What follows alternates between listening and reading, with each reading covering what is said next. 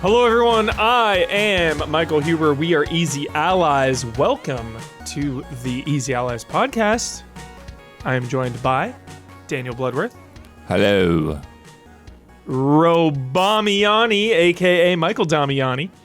Quiet! Check out our my favorite quote of her. Yes, we good plug there, Damiani. We filmed a spoiler mode, so please be excited about that in the coming days when that goes up, because it's already shot. And in the booth, Don Casanova. Avast ye landlubbers.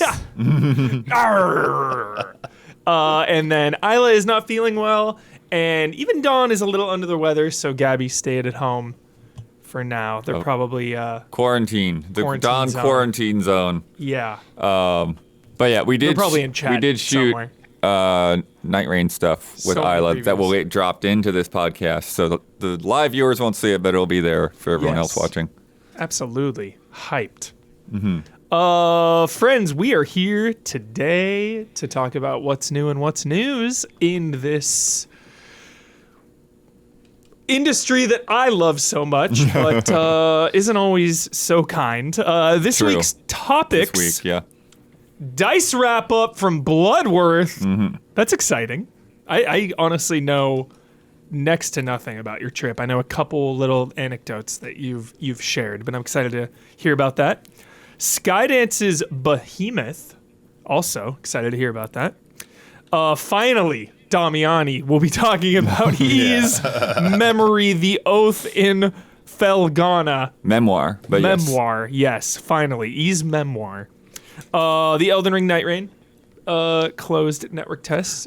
Isla got to play as well, and she really wanted to talk about it. I will be talking about Pirate Yakuza in Hawaii, the gift that just keeps on giving like a dragon. And what the F Marvel Rivals Layoffs. Yeah. Yowzers. Blech. Yikes. Blech. So let's just dive right in then. Let's dive. First, before we get into it, I just want to shout out that Don came in here asking me about Jackie Chan's Stuntmaster, which I had brought up on the group stream this week, I feel like. We're psychically aligned, Huber, because Yes. we're constantly at the same moment in time talking about similar random things. Yeah. I gotta say, I love how Huber's language and behavior do not match.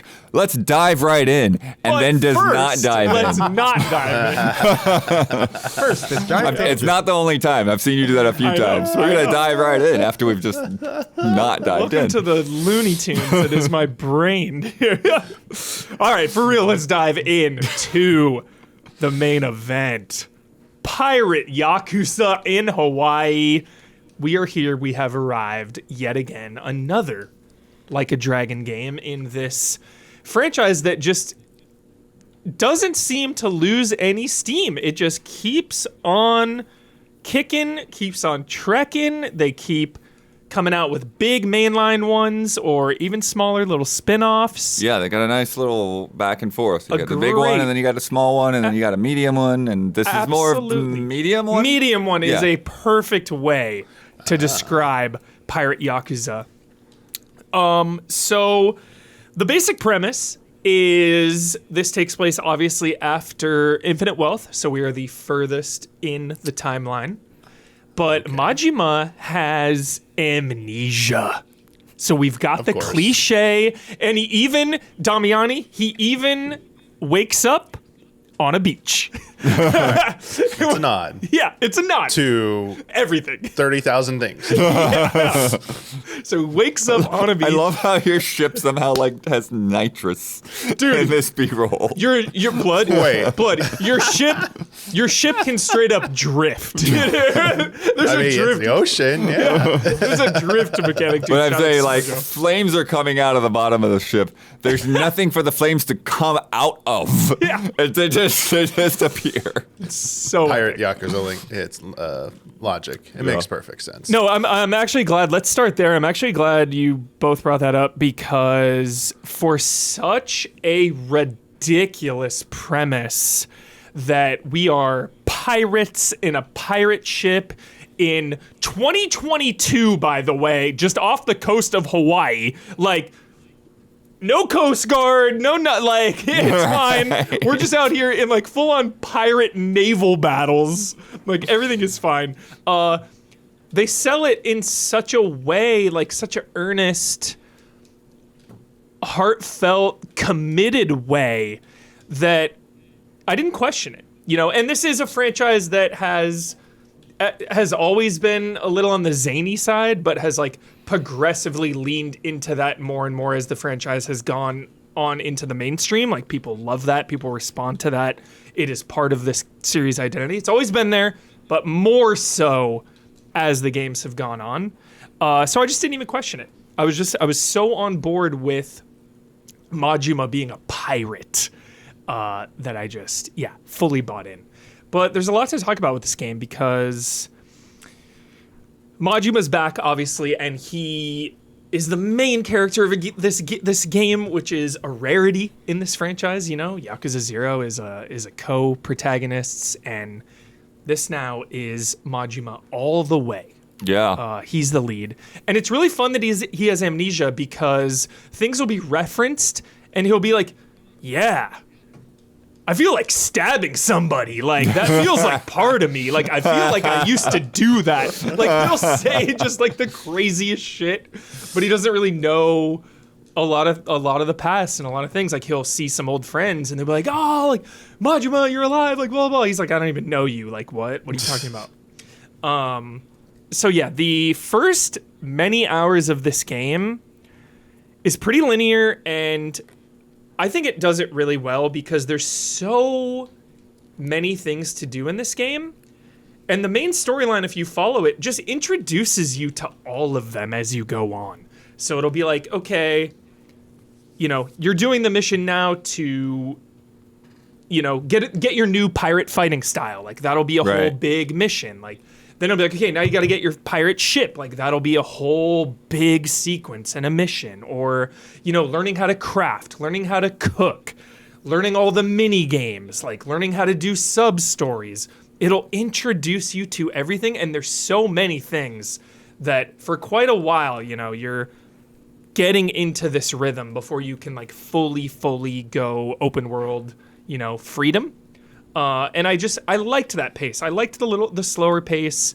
A lot of Yakuza games, there's some big threat or some big mystery. And this is more about like, I'm amnesiac. I have amnesia. I need to like recover my memory. But also, I meet up with this pirate crew, and we're trying to go to Madlantis, which is like this, right. What a name! It's called Madlantis, which is like this big pirate haven, and you're trying to figure out some stuff there. But the main agency too is your child companion, Noah. Yeah.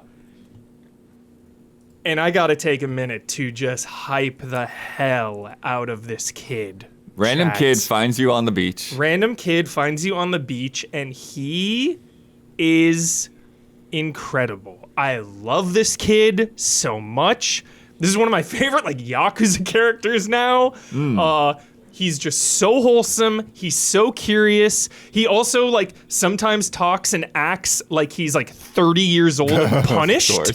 Like it's incredible because he was born on this this little island, this little pirate like cove island, and his dad owns a bar, and there's pirates on the island, and so he's just like talking about like you get to Hawaii and like talking about bars, and he's like talking about alcohol and all this, and Majima's like, I don't know if you should like know about this stuff yet. Like, how old are you again? Right. Like, so just a really, really good dynamic between Majima and Noah, this kid. Like, this is a match made in heaven. I'm obsessed with it. It is like reason alone to commit to this game because their bond is sick. And I was invested. Also, Noah's dad is part of the crew, and he's like old time punished. Used to compete in the pirate Coliseum, which is a big part of the game. You'll build up your pirate ship. It's a huge part of this game, building it up and then entering these Coliseum battles naval battles. So he's like punished, life of regret, typical Yakuza stuff, you know, old people facing old age and mortality and their past life and regrets and all that stuff. So par for the course in terms of that. But, you know, it's always so endearing and so wholesome that it never gets old. I just always love it. One of the biggest things, obviously, is that this is a spin-off, I would call it, basically, to Infinite Wealth. So you're seeing a lot of the same stuff. And that is nothing new for this franchise as well. You know, you're in Kamurocho almost every time. The same mini-games are showing up. You know, the same environments. So there's a lot of reused stuff, reused mini games. You know, Dragon Kart is back, which is basically Mario Kart. The Crazy Taxi biking game is back. All the mini games you know, like pool and darts, the arcades, obviously. Does it feel like there's an actual like spin on them in any way by having Majima? Is it like, or does it just feel like pretty much the same? So his fighting style is completely different. Right, but I mean in the mini games kind of thing. Not exactly. I mean, it was hilarious when he rolls up for the Crazy Taxi biking game because he's wearing like the outfit with like the helmet and stuff. So it's like funny to see Majima in that role. But I would say what really sells it, you know, if you're criticizing kind of the reusing of things, the sub-stories in this franchise are just legendary. And we all know that. You know, I talk about them all the time. We all know it. We all talk about, you know, the sumo wrestlers wearing diapers, whatever. There's just a million of these sub-stories. What's really cool is the sub-stories, as the series goes on, they feel like sequels in and of themselves, you know? You will encounter the same, you know, for example, like the two people in Infinite Wealth that own the coffee shop. Like, you encounter them again. But this time is Majima, so you're interacting differently, but you're also picking up the story of that side quest from a previous game. So that's so rewarding as a fan to follow this series because, like, yeah, the whole game is a sequel, but also you're getting, like, 30 sequels in one because so many of these sub-stories are continuations of games past. So just shout out to that because, yeah, the sub-stories are incredible again. One of the newer one, you know, and they bounce back and forth between like so dramatic and dark to absurd. Like again, I'm not going to spoil anything. Everything's fine. But like the animal wrangler from Infinite Wealth comes back where he's trying to like put on a circus for people. And he's just got like a polar bear in an ice cage. And he's like, yeah, the cage will keep the polar bear cold. Everything's fine as long as we keep like blowing cold air on it. And then of course he like trips and the thing malfunctions and it melts and the polar bear gets out. And you're like, all of a sudden you're fighting a polar bear on the streets of Hawaii. Like absurd, right? Absolutely crazy. It's a lost nod. Totally. Damiani, yep. But then another... But then, like, the one more sub-story I'll tell you is, like, you meet up with this guy who won tickets to see his favorite pop idol. And the pop idol is going to be on a bus tour. And he's afraid to go on. He's like, what if I say something stupid, blah, blah, blah. And you're like, no, like, go on. She'd be so bummed if you didn't go. Like, this was a special event. Like, you should go. So then everything starts out, like, pretty wholesome. You know, she's making everybody happy. All the guys are just like, there she is, the idol. And then it's like, okay, lunchtime. And the lunch is like some like oolong tea and like fried fish balls. It's like really low budget. And then they like go to the mall and they're like, okay, we're going to go shopping with her. Like, this is our dream come true. And she's like, yeah, we have to leave in like 5 minutes. Better get back to the bus or we're leaving. So, like, it turns out, you know, she's kind of manipulating all of these fans. And, like, that leads to, you know, some pretty serious conversations about, like, celebrity and what you owe your fans and boundaries. And, like, Yakuza always goes so hard on some of these like just life lessons, and they're so relatable.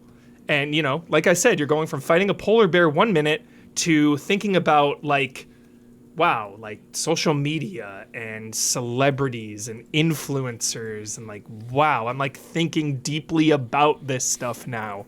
So, yeah, the sub-stories, just as incredible as they've always been. Combat, if you don't like the turn-based stuff and you prefer the action stuff, I mean, it's obviously back here. It's a little more chaotic. I think that plays into Majima's strength as the Mad Dog, you know. Just pretty mashy. You know, he's got two primary styles. He's got the Mad Dog with his little blade, and then he's got the Pirate style, which is more group AoE focused, because he's got the two cutlasses, and he's swinging those everywhere. You can throw them. You get a hook earlier, because it ties into, like, oh, a pirate needs a hook, but it's a grappling hook. So you can use it out of combat to, like, traverse areas, but then you can also use it to, like, hone in on people, because a lot of people have guns, and guns are pretty lethal in this time around. You have a gun, too, in the pirate form. You can, like, shoot them. Like, it's like a charge-up attack. Looks like you can use your hook to, like, spear fish, too. Yeah. Yeah, and then obviously, like, one of the main things is the pirate ship, of course. Yeah, I'm curious here because I saw, like, some like, maps and stuff like that, showing, like, treasure maps and that kind of thing. So how much of that is going on? Because it's like, obviously we've got the battles, obviously we've got Atlantis and the races and stuff, but how much is just, like, get on a ship and see what you can find? Yeah, so you can... Back it up, like, for 1 minute to preface it. My favorite thing to hype up in Yakuza is the way that every single system intersects on itself. You do one thing and it helps another thing. You do this and it helps that. Every single thing you do, from the most mundane of, like, planting flower or seeds, ties into cooking, which then you can take your cooking and give it to people who then can join your pirate crew. So just everything folds in on itself, and it all feels meaningful and it all feels rewarding. So you have to recruit people. They're all over town, and they all have different parameters for how to recruit them. Some of them just want to fight. Some of them want you to have, you know, more bonds with people, or you know, a certain amount of money. You can just pay them or give them items. There's a variety of ways to recruit them. But yeah, you recruit a pirate crew. They all have different stats and different buffs that they can give your ship during combat, like more boost, more repairs, more attack damage. And then you can also upgrade your pirate ship as well with cannons. Machine guns are on the front, dude. It's like heavy fire machine guns. And then boost as well. You can, like, boost and drift around. So it starts out, like, pretty slow and cumbersome and low powered, but it gets, like, pretty crazy as you go on.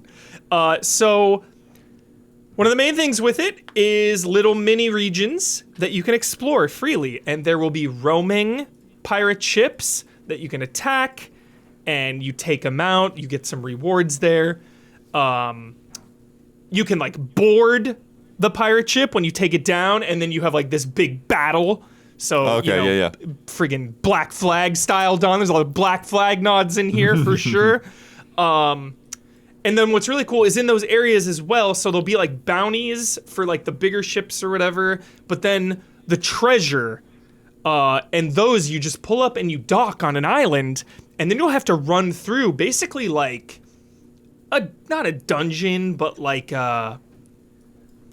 the old Yakuza games when you would, like, invade a building or whatever. You'd raid a building. Okay, and you'd have to like, get to an end point and then fight a boss or whatever. Same kind of thing here. You get, you dock at a place, kill all the enemies, little mini boss, and then you get a really good treasure chest, like a reward. And that'll be, some good loot. The rings are the main loot this time around. You can wear 10 rings on your fingers, and each ring just gives you stat buffs. So it's pretty streamlined, not too complicated, and I really like that. And then money as well. Economy, dude. There we go. 10 out of 10 economy always in these games, because you use it for everything. You use it to buy food to replenish your health. You use it to buy, items to take with you. You use it to buy upgrades. Use it to upgrade your own character. Like, that's how you get, max HP or different abilities. So there's just so much going on in these games, but it's never overwhelming, and it's always so clearly handled, and it never feels like you're wasting time. Nice. Like, the pace of these games is just flawless in my mind. Yeah, and then you can customize his look, of course. A lot of like cosmetic items. So yeah, that's it in a gist. And I've just kid's got a tiger cub for some reason. Everybody calls it a cat, and Majima's like, I think that's a tiger, dude. Like, oh yeah, say hello to my cat. Like, it's crazy. Yeah. There's like a whole animal companion thing this time around. You can recruit like animals to go to your farm area on the island. Okay. And then you can like feed them and build that bond up. Nice. Dude, there's so much. I don't want to like spoil too much. Like, there's just so much going on. Yeah, bounty hunts are really fun. Like, Majima's like trying to make cash, because you start out a lot of this early game really poor. Oh, yeah. And he's like trying to make cash, and like he gets offered to do bounty hunting, and he's like, I get to beat people up and stab them. Like, this feels correct. This feels like it's speaking to my soul. Like, let's go. So yeah, just it's a really fun place to pick up this story with Majima having amnesia, because it's kind of like a clean slate. Like, Majima is a pretty complicated character, and he's got decades now. Decades. Literal real-life decades and in-game universe decades of story and expectations and lore and history and context. So it's really fun to pick him up with a clean slate and just see how he responds to a lot of these situations. So just... I was a little on the back foot when Yakuza 7 came out, but then Gaiden and 8 really brought me back. I was feeling that fatigue, and I still have that momentum of, I'm still here, I'm still on board, loving it. Visually and like technically, it doesn't seem as strong. Maybe it's like maybe starting to show its age a little bit. I'm having like weird lighting issues. I've seen people complaining about that too. Some like HDR. Some things are way too bright. Some things are like really dark. I don't know if that's just me, but I looked it up too, and other people were kind of complaining about that. But all in all, still another rock solid entry from this franchise that just refuses to lose any kind of momentum whatsoever. So, yeah. Oh, there was also the Ocean Master, I believe it's called. What's the old shoot 'em up arcade game, right? Ocean of the Deep. Oh. The Ocean. I don't know that Chat probably knows. Don, do you know? There's like an ocean game. I think I know what we're talking about it, but I'm trying to remember the name of it. Ocean Master. Yeah, so Don, the very first boss. Are you talking about where you're going underwater, or you're shooting on the surface? Oh yeah, where you go down. Yep. That game is sick. Yeah. I can't remember the name right now. I gotta look it up. The very first boss, they say the name of in the game dramatically. Kraken. That's what they say, Don. Just so you know. Just so you're aware, in this game, the word Kraken was said out loud. It was said out loud. Look, Huber. Yeah. I'm not always correct about things. If anything on Earth is going to correct me and I'm going to take the feedback, it's going to be this game. And an arcade game nonetheless, right? Yeah. Oh, my God. That's so funny. All right. Let's start calling it a Kraken. Ocean Hunter. Thank you, Seafaring Hair. So this is a good one to jump into, Huber, would you say, if you've never played any one of them, even though it is after? Or do you think you still need to maybe play some of the other ones first? I really think it's always so hard.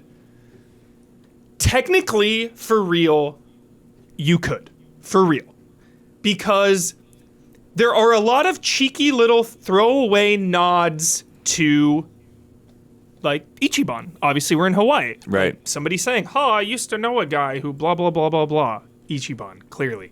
Some of Majima's internal monologue will, speak to his character that you know from the past.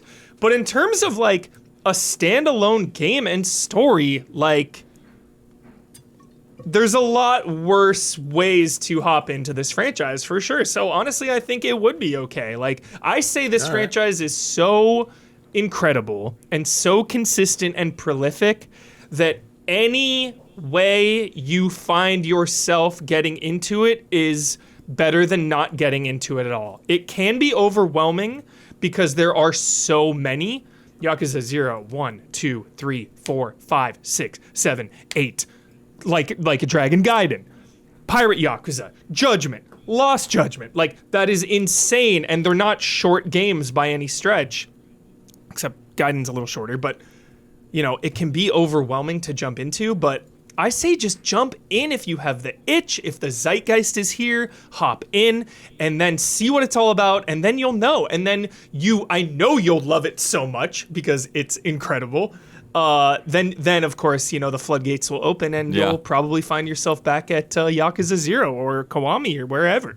So absolutely just hop in wherever you can because there's a reason this franchise is so beloved. So. Yeah. Nice. 2 thumbs up. Nice. All right. Any other questions? Any gambling? Is there gambling in it here? It looked like there's a giant casino, but I saw them playing billiards, but I don't know how money is involved. Oh, yeah. Oh, yes. This game has everything. It looks like a 10. It honestly looks like a 10 to me. It's incredible, dude. Did you lose all your cash? No, I was killing, dude. I was cleaning up. I was playing poker, and I was playing blackjack. I was playing blackjack, dude. I was doubling down on 12s for never do that. Never do that. It's the worst the ultimate advice. Fantasy. It's actually the worst possible thing you could do. Don't do it. But I was in an unhinged mood. I was like, it was right when I got to the casino, and I just wanted to put money on the table. So I was like, double down, let's go. But yeah, there's poker, there's blackjack. There's Mahjong, which I swear I'm going to learn this time. I'm going to stream it. I'm going to stream learning Mahjong. I've tried almost... I've been saying that my whole life too, yeah. God, I've tried so many times to get into it. It's just so complicated and so tough. Like, I know how to win one way with like the 2-2 or the 3-3-2 and 2, like the pairs or whatever. It's the only way I know how to win. And if you're only going for that way to win, your odds of winning are like significantly lower. So... I remember the 286 that I had in the 90s had a Mahjong game. And I played that a lot as a kid. Sick. But I don't think it was, because it was more like a single player like matching game. I don't think it was like what they actually, do in the parlors. Yeah. Then they have some other smaller games. I think like the dice and the bowl or whatever. There's like there's literal back alley gambling dens. Like back in an alleyway, make a turn, guy standing there smoking next to a door downstairs gambling. Like, it is the best. This game is just, I just want to live in this world. Like, every single frame of these trailers we've been watching and everything you've been saying, this is like not just like from video game, but just in general, like reality. I just want to step into this game and live there. It's just everything about it is appealing. Yeah, it looks so fun. It's so fun. And again, just the way everything ties together, Don. Like, even gambling is rewarding because you're winning the prizes that are only available through those games.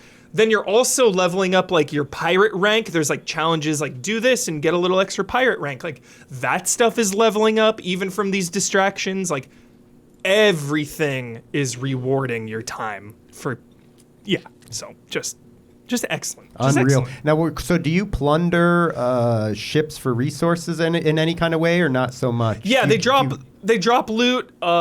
Is that loot then like you don't like move the loot, exchange the loot somehow, or that you get from plundering, or no? Is it?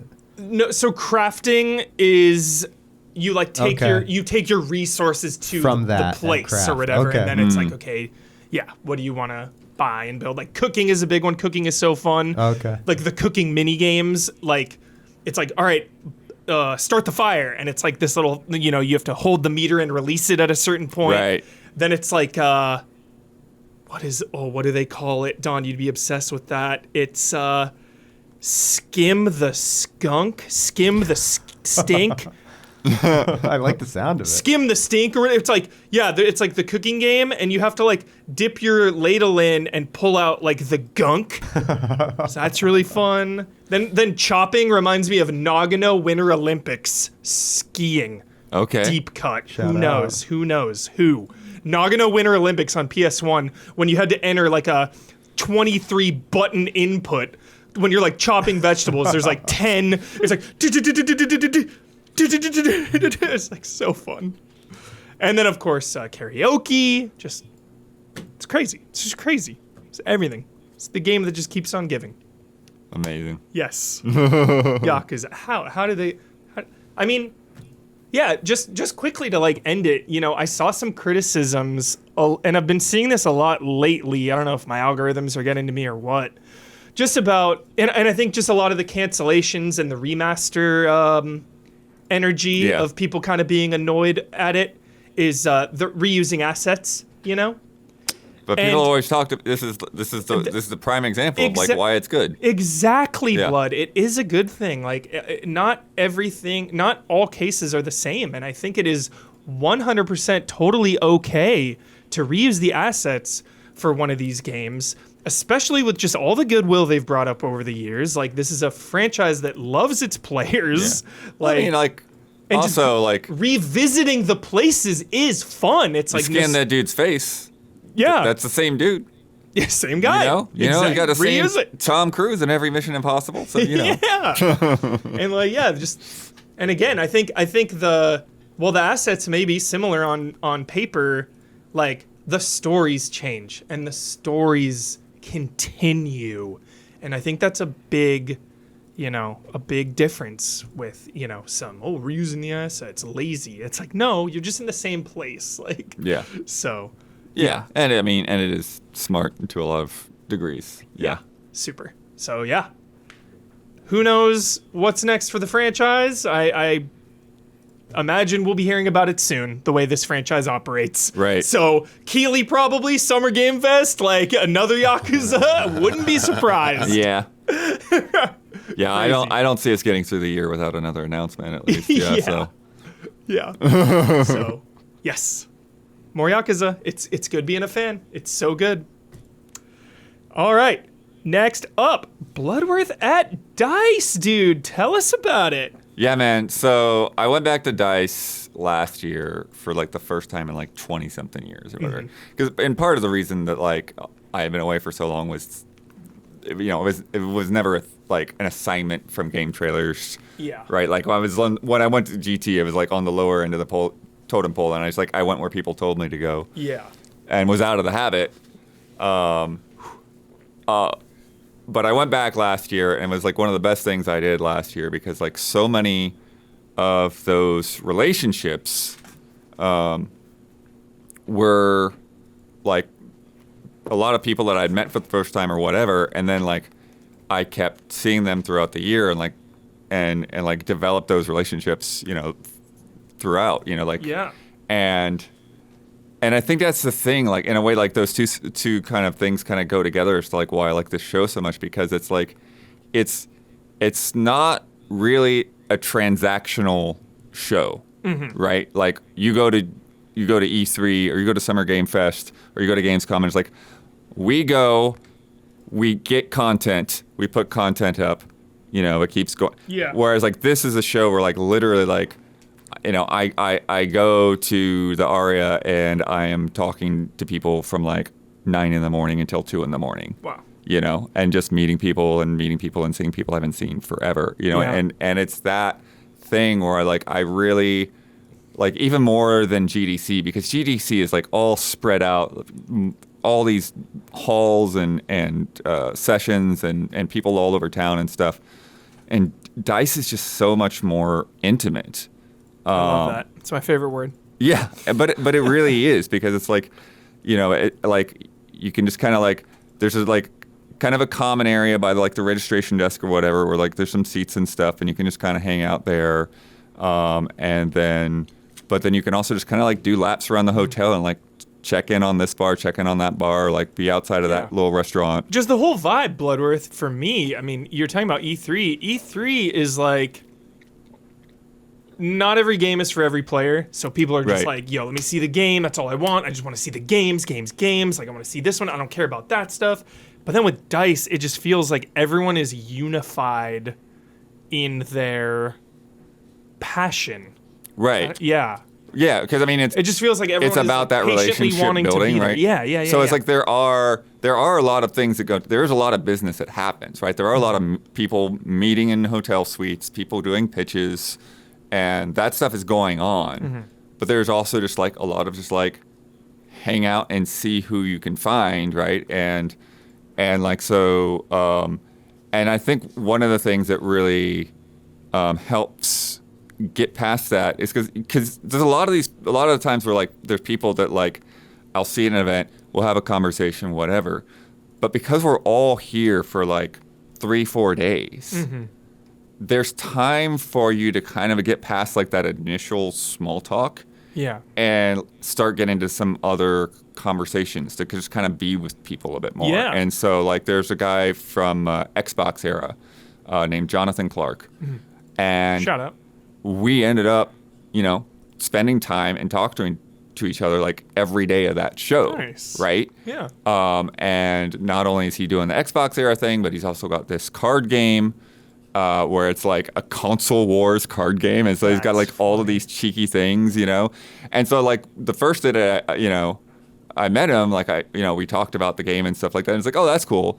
And then when I came in on day 3, he was there, like actually playing the game with Tom Henderson from Insider Gaming, and so I kind of sat down and like after they finished, then I got to sit down and play the game with them, and actually see how it works, see it like in person.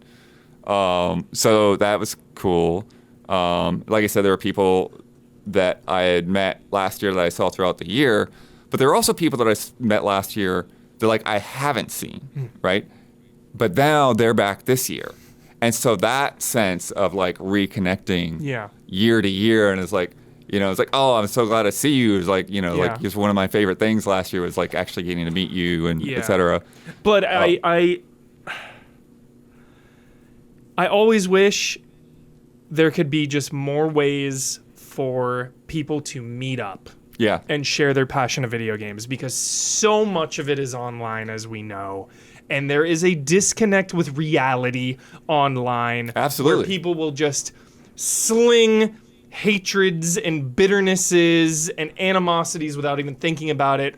But like every time you're in person at an E3 or anything, everyone is just hyped. Right. Everyone is in high spirits, so hyped, sharing the passion, even if like, it's why it's like why I jokingly accost people at a Ralph's about GTA 6 trailers, right. Is because in person, there's just like a different, better vibe. And it's like, every time you talk about like going to these events and stuff, it's like, I wish there was some way for everyone to be able to experience stuff like that. Right. Like they tried with like E for All, remember that? Or right. Like but it's hard. Yeah. It's hard because like even like a convention like that or whatever, right? There's so much of it is about the crowds and about going to booths and about shopping essentially. Like a lot of the big cons. There's like they're basically big shopping malls is what they are. Yeah. Like you do have some community events and cosplay and stuff.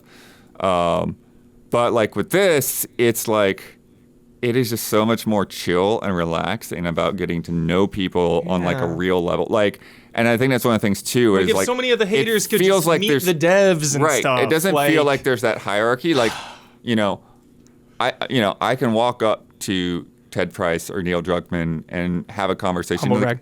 Obviously, you can, but I'm saying it's like I can walk up and I can talk to them.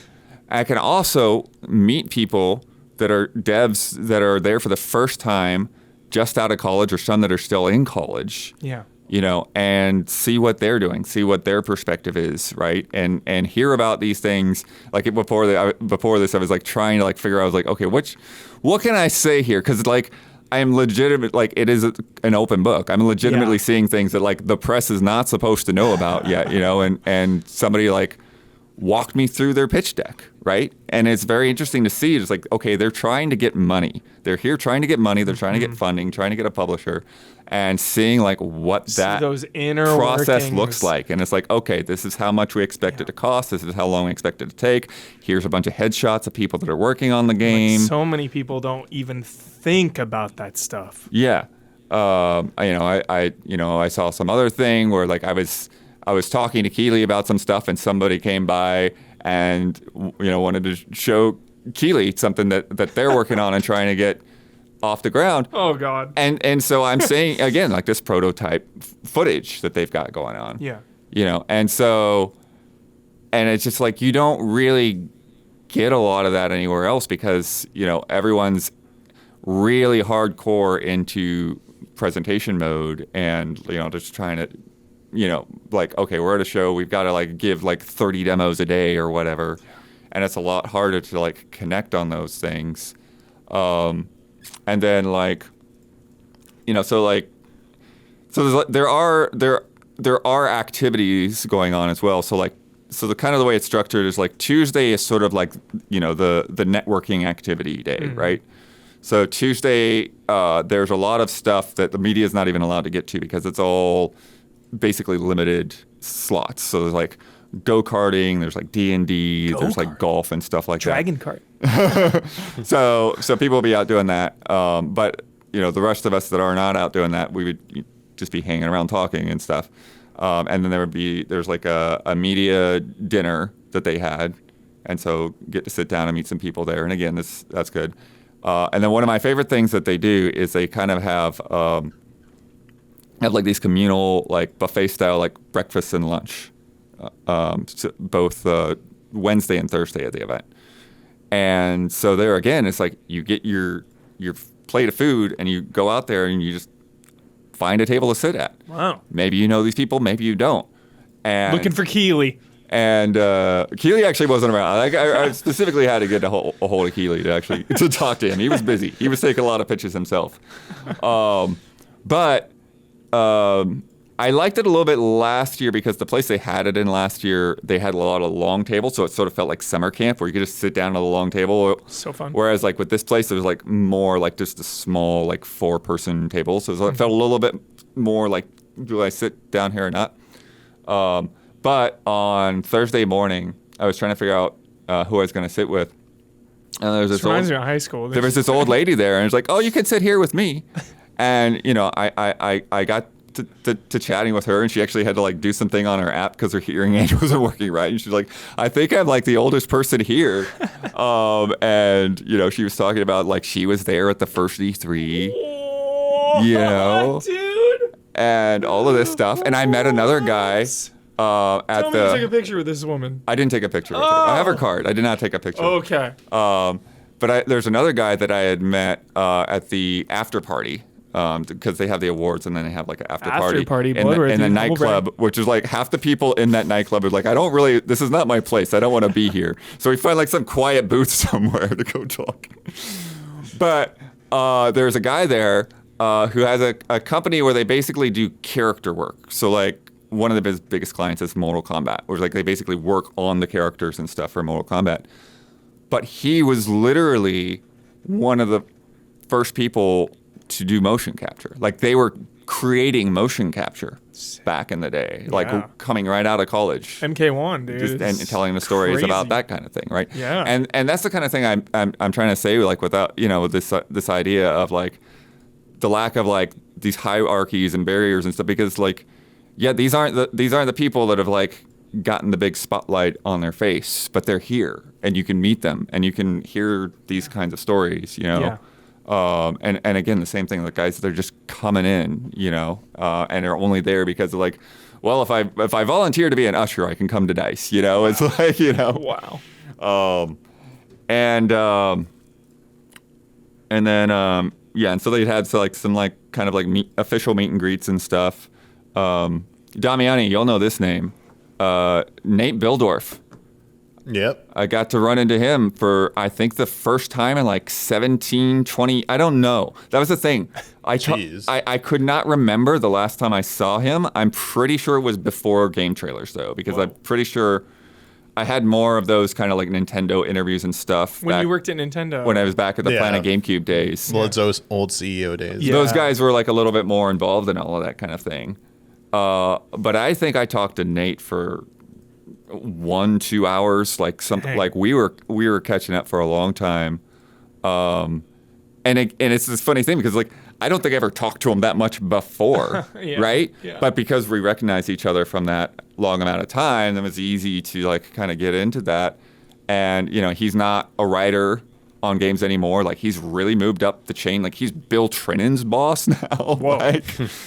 He's over like 200 people or something, like multiple divisions, like including the Treehouse and all of that. He was one of the first Treehouse guys. Crazy. There's another Nintendo guy that was been there for like over 30 years. They recognized Don James, who was like, they gave him, because he had retired recently, they gave him like some big Lifetime Achievement Award kind of thing. That's nice. Alongside of Ted Price. Yeah. They had different names. They had one was like Hall of Fame and one was a Lifetime Achievement. Mm-hmm. But Don James was like the fourth employee at Nintendo of America. Jeez. Right? So crazy. And so they had like this big like video when they did the awards of like all the stuff that he's been involved with, and like I bet that was some good footage. Like it was just crazy, like pioneering the ESRB and like being involved in like, you know, putting those stations into children's hospitals and stuff for the first time, and just like one thing after another. It's like this dude's life is just video game history. And I didn't get to meet him or talk to him, but it's like just like, you know, again, the people that were there. And like before this award, I'd never heard of Don James before. Yeah. Like I feel like I should have. Yeah. After seeing that video. Yeah. But yeah. Unsung hero. And then what else? I did go to a couple of talks. Did a few talks throughout. So I think the second day was like they had like a lot of the talks where like you just sit down and watch. They also had things called like workshops and roundtables. Mm-hmm. You remember Rihanna who came in here, mm-hmm. Rihanna MP? Yep. She led a roundtable. Nice. But media doesn't get to sit at the roundtables because again, limited space. So they put the paying people first when there's seats to be filled. Dice knows how to run it. Yeah. But the talks I sat in one that was like, it was Cory Barlog and Neil Druckmann talking about like their directorial styles mm-hmm. and like how they kind of like figure out what's right or whatever. And just they're just very polar opposites. Yeah. And so like Cory is just kind of like, this is from his gut. This is like he sees the thing and he knows that's the right thing, and he doesn't know exactly why it's the right thing. Whereas Neil is like extremely analytical, and so like after like they did all the auditions and stuff, he's just like going over them over and over and over, and like till he figures out like who the right person is. I hope they post that one. I want to watch that. Yeah, they do sometimes. Yeah. So I remember. Yeah, we'll see. That sounds like a good one. But one of the biggest things that they were talking about is just the stress and the anxiety of like making these decisions on all of this, right? And I can't even imagine. What was funny to me, and I heard some people afterwards, like there were mixed feelings on like how they felt about this talk. Like some people like, oh, like it's very insightful and relatable, and like, you know, to see like people that are even on this level deal with a lot of the same issues. Polarizing, even when they're just talking about. And then other people is like, why do we need to hear from these guys that they really like? There's nothing practical I could apply or whatever. So it's interesting to like even something like that. But what the thing that I thought was really funny is so they're talking about anxiety as directors, and they basically even had anxiety about this talk because. Before Very relatable. I love that. Before the show, they had sent out this thing for everybody, all DICE attendees could submit questions for the talk. And they had a big fishbowl up there with all the questions in it. And they're like, if the other guy's running long, then I'll pull a question or whatever. But it's like, it's clearly because of like, they weren't sure what they were going to say to fill the time. Yeah. And so then they got through the whole talk, and they basically had only pulled like 2 or 3 questions. Got it. And so that's one of the reasons why the people were mixed. It was like, oh, I'd asked this question and they didn't answer any of our questions kind of thing. But it was like those questions the only reason they did that was dude. essentially because they didn't trust themselves to be able to give a talk. It was like, just in case we need to fill dead air. So it was like this weird meta thing. It's like, you're talking about anxiety. Well, also, I'm witnessing your anxiety right now. Yeah. The other talk that I said and that was interesting was Obsidian. And it's 2 of the heads of Obsidian talking about their 100-year plan. What? Yeah. They're talking about having a company with a 100-year plan and like figuring out where we want to be 100 years from now and kind of working your way backwards. Dude, we got to just take it one day at a time. Like, what the hell are we talking about? But that's the thing that they're saying is like, by knowing where you want to be, then you can work it backwards. It's like, what should we be doing today? How should we be operating our company today? How are we going to last for 100 years as a company, right? And I think that you kind of see that like in the way that they make their games is like they're making very high quality games. Yeah. But they're not the moonshot games. They're not like, oh, we're gonna make the best game ever made. It's like, we're gonna make something that's good in scope and reasonable, and it's not gonna burn out our team. Yep. I think they have a very nice balance. Yeah, the pillars that they had said are of eternity, consistency, quality, and character. Right. So consistency, ship often. Quality, have impact. Yep. Character, care about each other. Hell yeah. And whereas I'm trying to see if I can find, there's like a very specific stat here where like they wanted to, where is it? Blood, you're doing the meme right now with your book. I am doing it. Avoid trends that don't align with their strengths was a point from there. Yeah, don't chase that live service. Right. There you go. Ensure self-sufficiency, invest for mild success, don't chase the massive hits. Don't chase it. People don't quit jobs, they quit bad bosses. Oh! Love that. And maybe I just didn't write it down. But basically, I think one of the things that they were saying is they wanted to have like, there it is, yeah. They wanted to have the 10-year goal, the midterm goal. They wanted to have the lowest turnover among their peers. They wanted to keep noble staff in-house as a group. Protect Obsidian. Yeah. Protect them. And they were talking about they had come up with this plan where they were going to have like all these other like Obsidian in Canada and Obsidian in Europe and Obsidian all this. And they started to go down that path, and they realized that like this doesn't really line up with our core values. Like we want to have this sense where like everybody feels a part of this company and feels like a team. And when we have people all over the place, then like that takes away from that. Totally. So instead of doing that, they essentially just found studios to partner with, and it's like, hey, well, we want to work with you. We think we share the same values, and we'll partner up together. So the circus of value. But yeah, what else? Just sounds like a good time, Blood. Yeah, there's like. Just like I said, like I wish more people would pay attention and like watch this stuff because it humanizes this industry, which is sorely lacking in today's gaming discourse. We've lost a little bit of humanity. Like people will, see the headlines of people getting laid off and lament it for like a day, but then it's just right back to F this, F that, lazy this, lazy that. Yeah, it's pretty disheartening sometimes. Yeah, but I would say it's just polarizing, Right. There's always like some kind of like battle or struggle with a game. It's like so rare that we get just like some universally beloved thing anymore. And it's like, we're just video games. Like, let's just play these entertainment products and love them and be good to one another. Yeah, and like I said, on the last night they had the DICE Awards and the after party and stuff, and so that's another thing too, is that like they're like different levels of passes. So there's some people that only come for the awards, whether they're receiving an award or if it's just like they can just do the one night.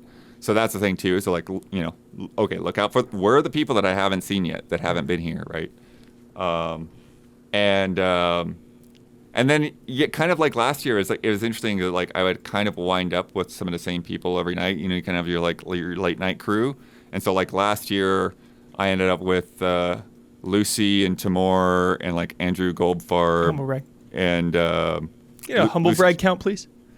This is what I'm trying to tell you. This is the point. You're missing the point. I'm kidding. This is the whole point. Is that we're just people.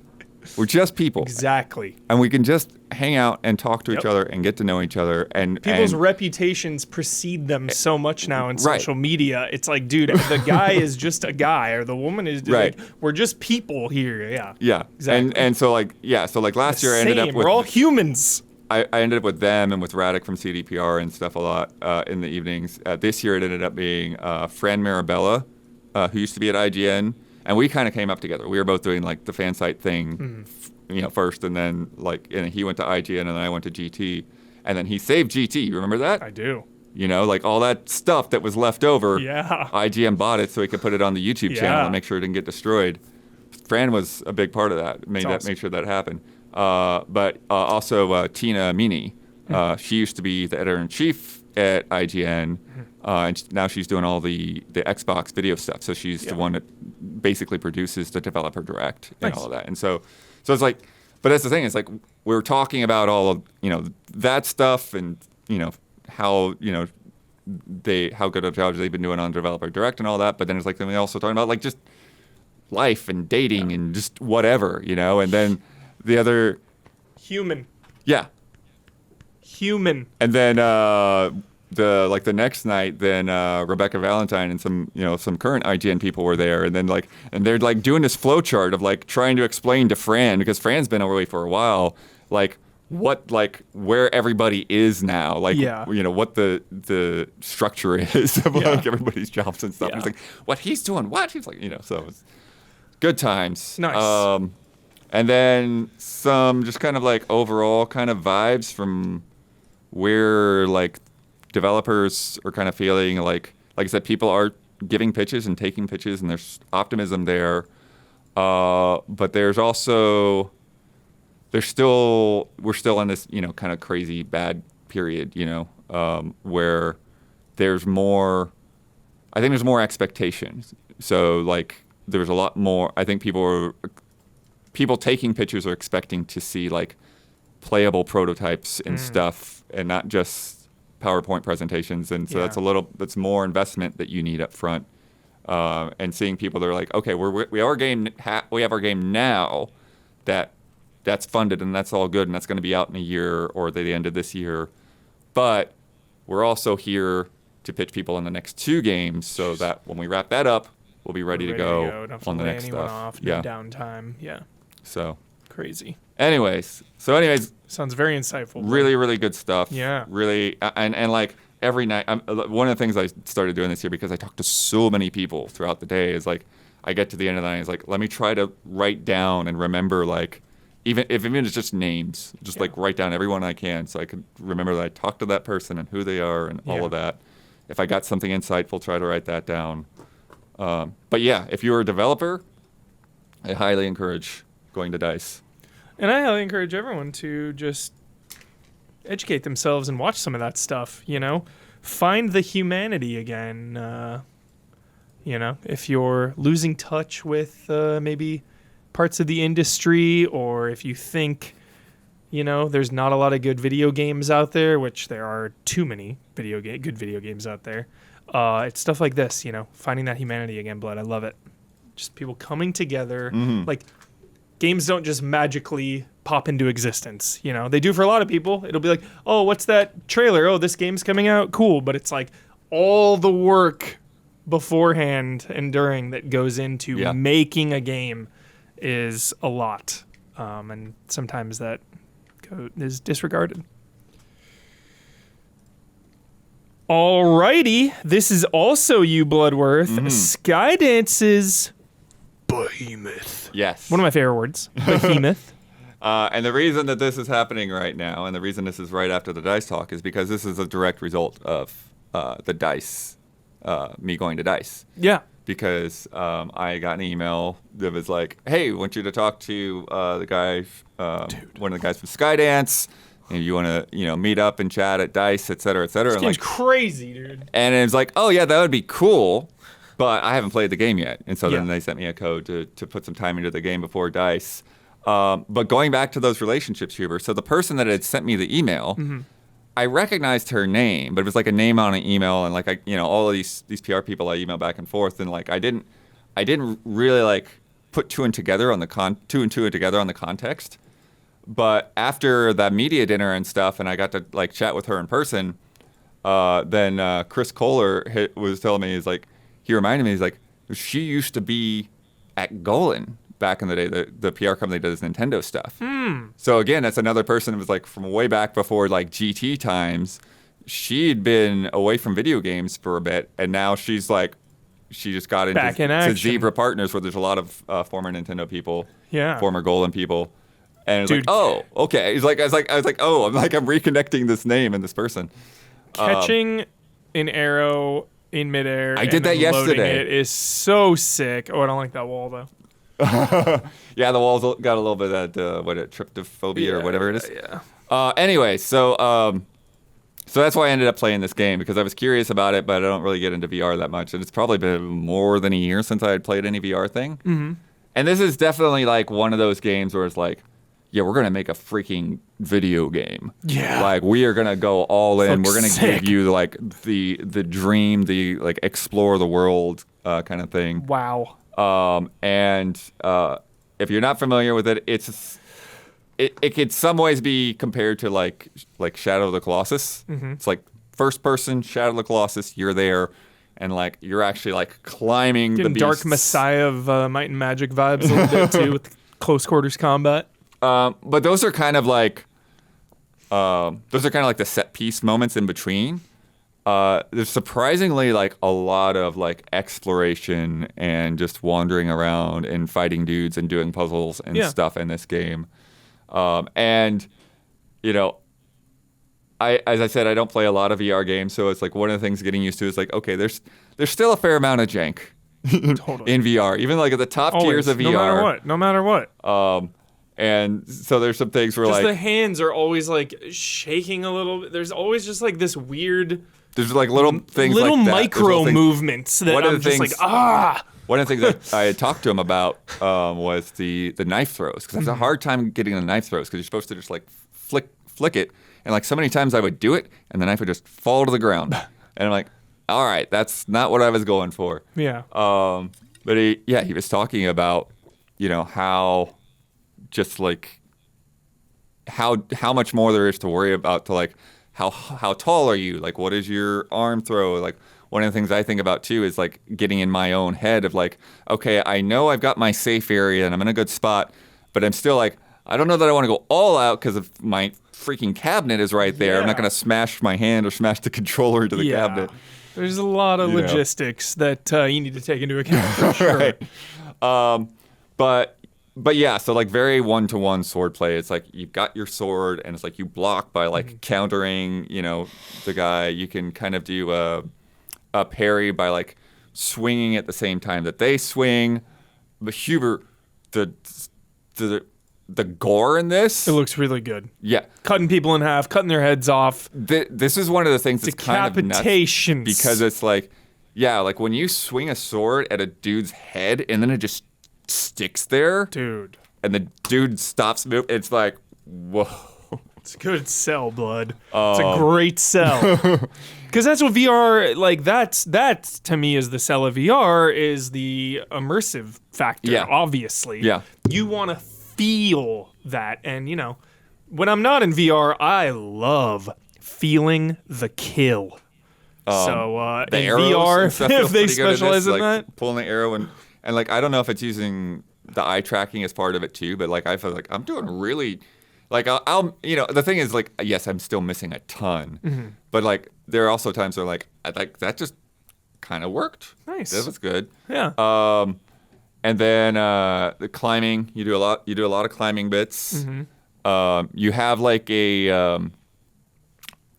this strength power so that you can pop every now and then.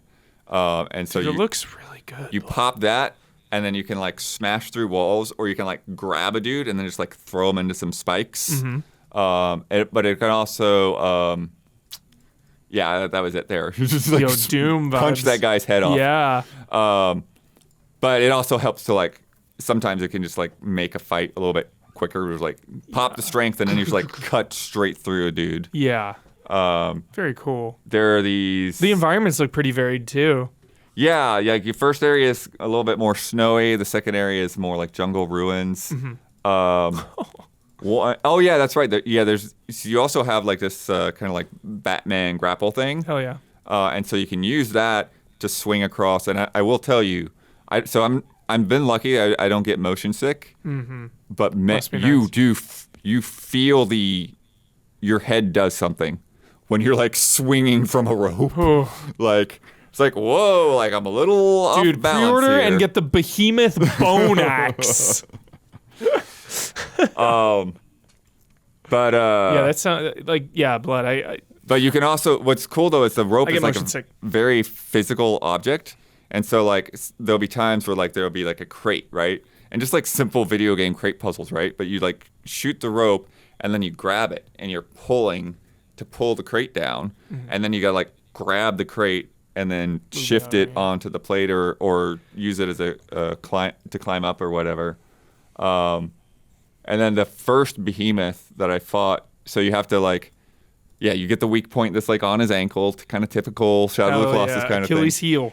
And then there's one, he's got like the other ones kind of covered up, the other weak points.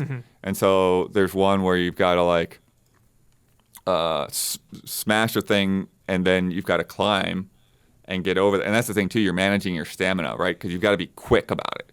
Climb up there and then whack that weak point, and then he drops down, and then you get one on his neck. But then you got to do this crazy thing, and I will say this is probably like, it was like partially very satisfying and then also partially very janky, where you basically had to bait him, because he has this gigantic chain ball that you have to dodge. So you bait him into the right spot. He throws the ball down, and then this thing is like swinging from his neck. And then you grapple that, and then you start to pull on it. That's fun. And you yank him down It's badass. onto like the mast of this ship that's Sounds frozen like some in the ice. Kratos shit and impale for him. sure. Damiani, I know you get motion sickness as well. Is there anything that could get you to like really want to hop into VR? Because I know you love Shadow of the Colossus, obviously, and this definitely seems like a higher effort VR game. I mean, the technology allows me to not get motion sick, then unfortunately, it's just simple as that. Yeah. I mean, it's just unfortunate. I mean, it looks cool, but I just fall into that subset of people who just can't do anything with VR. Yeah. I don't get like so sick. I just get queasy. It takes me like a couple hours to get in, but like after I play for a while, like I don't feel the best. You know, it's when I play for a few hours, I'll pass that initial and then I'll settle in. But then when I'm done, I'm still like, ooh, I don't feel the best. So I'm always like that. Like, it's not just like motion sickness. Like, I'll have a really bad headache. For example, the Universal, the Harry Potter one at the Hogwarts Castle, in the one in LA in Hollywood. Oh, I collapsed when I came off. You're moving sideways, but looking forward. So you're physically moving left or right, whichever direction. But you're looking at a screen, and you're supposed to be moving forward. Like, I have to close my eyes during that. Yeah. Like, I am moments where I'm like always hurling whenever I look at that, because like my brain just like goes, what the F. Yeah. And like even like roller coasters. I love roller coasters, but after a day at a theme park of like something like a Six Flags, not like a Disney, but like a Six Flags with intense roller coasters, I'll have like a headache for like days after. Yeah. But for me it's more about just the pressure and stuff on my head and my neck. So I can go for like 30 or 45 minutes, and then like, okay, I've got to lay that, and that's why it's hard to like even just like play through it. So like, okay, I got to go 30 or 45 minutes. Okay, let me sit down and lay it back for like 30 minutes or so, then get back into it. But I'm surprised that I don't actually get like nauseous. Yeah. I'll just feel that inertia here and there. Do you guys think that VR has evolved enough since the release of Half-Life Alyx? I have no idea. Yeah, I mean, I'd say this is definitely a high point, and like I'd like to play Batman at some point as well. We got to we got you on that. You know, they sent that over for you. But yeah, I mean, I think there's just like a lot of it is gonna come down to refinement and keep working on these things. Like they said, when I was talking to him, he said like their latest patch they put in like 700 updates. Wow. And he was saying it's just not like the game's not unstable. The game's not crashing. It's not about bugs. It's just about these quality of life things. Tightening it up, yeah. And like trying to Perfect it. accommodate as many people as you can, right? And I'm trying to so like I think axes do different things. So I think axes you can actually like smash a shield or smash a helmet or whatever, or swords are more like straight about like going through flesh. Oh yeah, some good crazy bosses too that are not the beasts. Yeah. I did one last night that was this guy. That was badass. He was like an archer. It was like teleporting around, and so it's like I'm trying to like shoot him, but he's shooting back at me. So like I've got to like dodge and then get him, and then he's got this like rain of arrows thing that you've got to stay out of the way of. Yeah. But one thing I thought you would love, Huber, is there's this blacksmith guy that you kind of see along the road here and there. Very Dark Souls kind of things. Like you see this guy, you don't know, mysterious. Like is he on my side or is he not? You know, and then Final boss. Eventually you catch up to him after the first Behemoth, and he's in like this like ruined keep or whatever, and there's the forge, and you like literally kind of forge your sword, Huber. So you like stick your sword down on there, and then like you look at the scroll and you like pick what your upgrade is going to be. The thing goes down, you grab the ore, you shove it in there, and then you take the hammer and beat your sword. Very fun. To get your upgrade. Because when you first get the sword, there's a lot of swords that you pick up, but there's like these like story swords and bows, like these like ancient mystical weapons. Yeah. It's busted. God. So in your first reforge, it's like reforge the blade. You're actually completing the sword and making it the full length. Still not. But yeah, I mean, did you cast anything into the fire? Not exactly. I'm trying to think about like what other little mechanics there are in there. There are like these kind of target things that can only be damaged with this legendary bow or whatever. Yeah. Did any towns call for aid? I've not gotten to like what I would call like a full-on town. Okay. The keep though does have like collectibles and stuff. So like things that you find, there's like a trophy room that you can kind of go around and like pick things up and look at them. It's like a gigantic behemoth skull that's in there. Nice. Trying to think about what else there is. It's rare for me for VR these days to really, really, really pique my interest, and Behemoth definitely has. Like it looks like a high bar moment for VR. Yeah. I think one of the things I had asked him too was just kind of about so just one of the things he was talking about with the variety of like the puzzles and stuff is that like you can't just like be all intense all the time. Yeah. You know, it's like you need to give people time to cool off. It's good. And then it said at one point they had like a crafting system in there, and like no, that's too slow. We're not going to do that. Yeah, keep it moving. And then I was talking about just VR in general, like how I felt like the market was. Because to me, it feels like, it's cooling off and people are kind of getting over it or whatever. I've been feeling that way for the last 5 years. But what he's seeing is it's not like it's not the core audience that's growing. He's saying that there's more of a casual audience that's growing that you might not necessarily see. So it's kind of like broadening out. So like stuff like Beat Saber or whatever, stuff that kids will be playing. So it's interesting. It's interesting to see if that will continue to pan out. That's such a weird thing because it's like the casual market would have it's to the opposite of buy what you would this think, product. right? Yeah. And it's like, dude, the casual market's going to buy a Switch or a PlayStation or an Xbox. Like, But with, I guess, the simplicity of like the Quest's lineup, and it's like you just need the heads up. You don't need to plug it into a PlayStation or a PC or anything. Yeah. And They just keep that's making actually it easier, which is nice. kind of working in some ways. Yeah. Obviously, Crazy. Meta is still losing like billions of dollars building whatever their nonsense. Jeez. Did you see that trailer that came out like this last week No, for Horizon Worlds? It was bad. I did not. Yeah. They need to just like axe that and just get the video game guys to make VR Just stuff. axe Just forget it. about Horizon Worlds. Jeez. But yeah, Nice. good stuff. Nice. I gotta hop into Batman for sure. That's the I'm not letting you true forget about test. Batman. No, I'll never forget about Batman. I bleed Batman. Yo, Absolute Batman number 5 was sick. Don't skip Absolute Batman, chat. There's been 5 of them. It's good. All right, Damiani, the moment has finally arrived.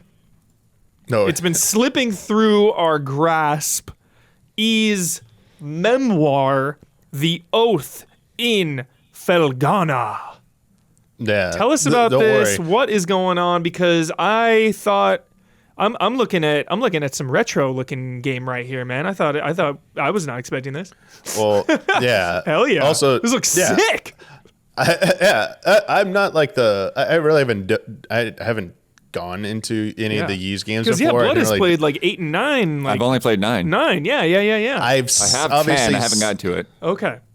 I've obviously like seen footage. Dude, this and, looks the newer sick. the newer ones are like more modern. What is like going on? the like 10, I think Nordics or whatever looks like what you'd think like a 3D like JRPG would look like. Yeah. But Ys like traces its history like way back to like the like olden days where it was literally you bumped into your character bumped into enemies, and the strat was apparently you had to be like at a high enough like your 4 pixel, you had to like hit them on the side of them, so not directly on but like just to the left or right, and that would be like the most effective way to like do damage to them without it was like what are they doing? I just remember Ys being a game where like you run into shit and bump into it and like I'm like okay. That's the combat system.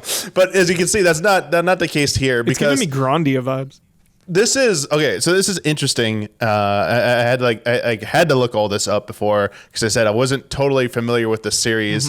Like the chronology and its like history. And this is actually a remake of the 3rd entry of the series, and this remake came out for PlayStation 2 originally in 2005, and it was just called Ys: The Oath in Felghana. Well, it didn't have Memoire in it, but Memoire is the one that came out this year for Switch, PS4, PS5, which just has like a few more, like it's a remaster of that one. A remaster of the remake. Right. Basically. Yeah, remaster of the remake. Great, These great, things great, happen great. a lot. Great. And like this series was like originally like on Windows, like PC. It was pre-Windows, like, Damiani, yeah.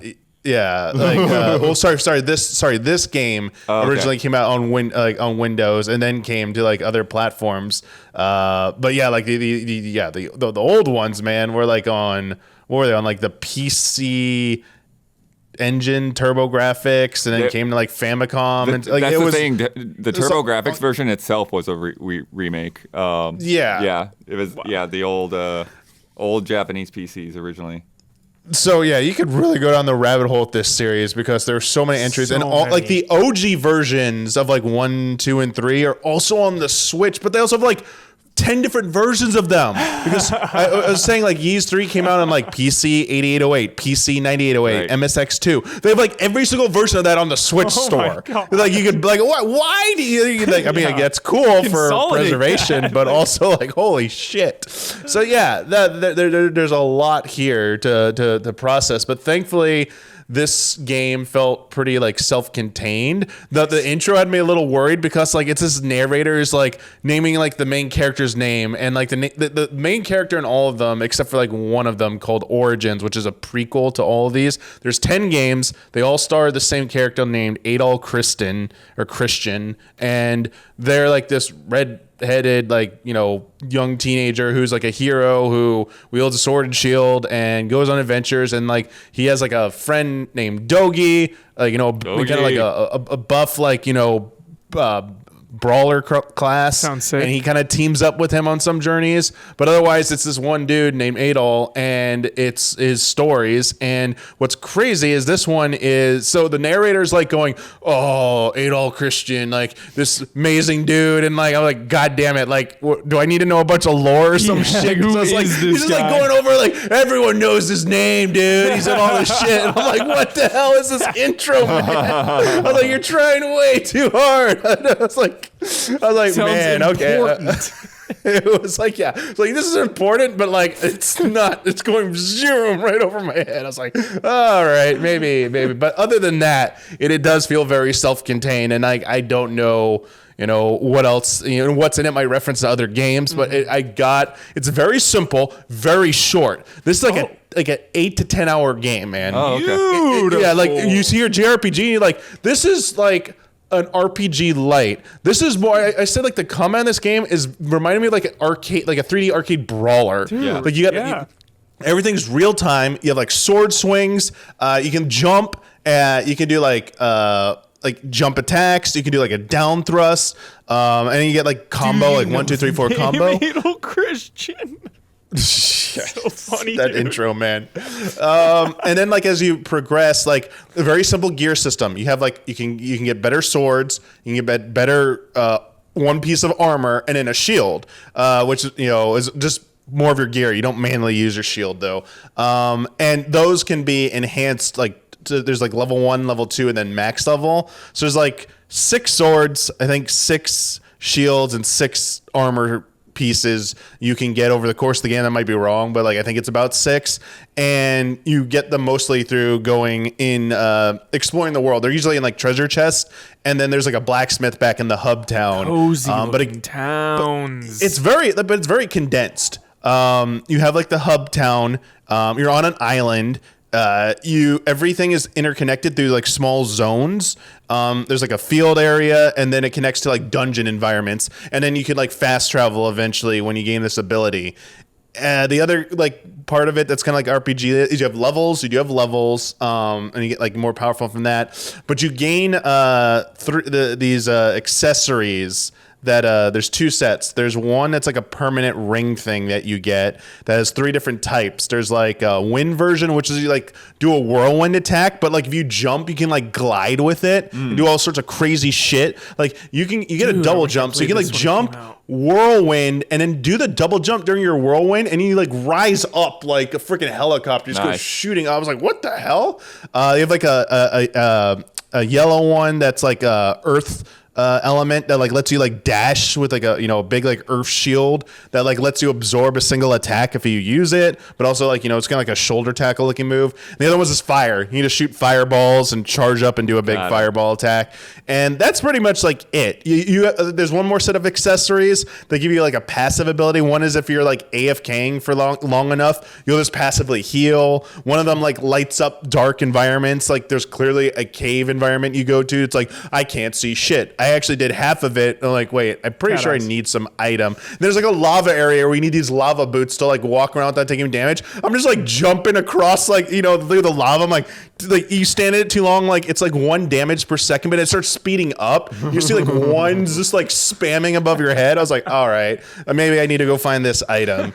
But very linear and straight. I mean, I thought that was the way. I was like, oh shit, maybe I just have to take some damage and like get through this part.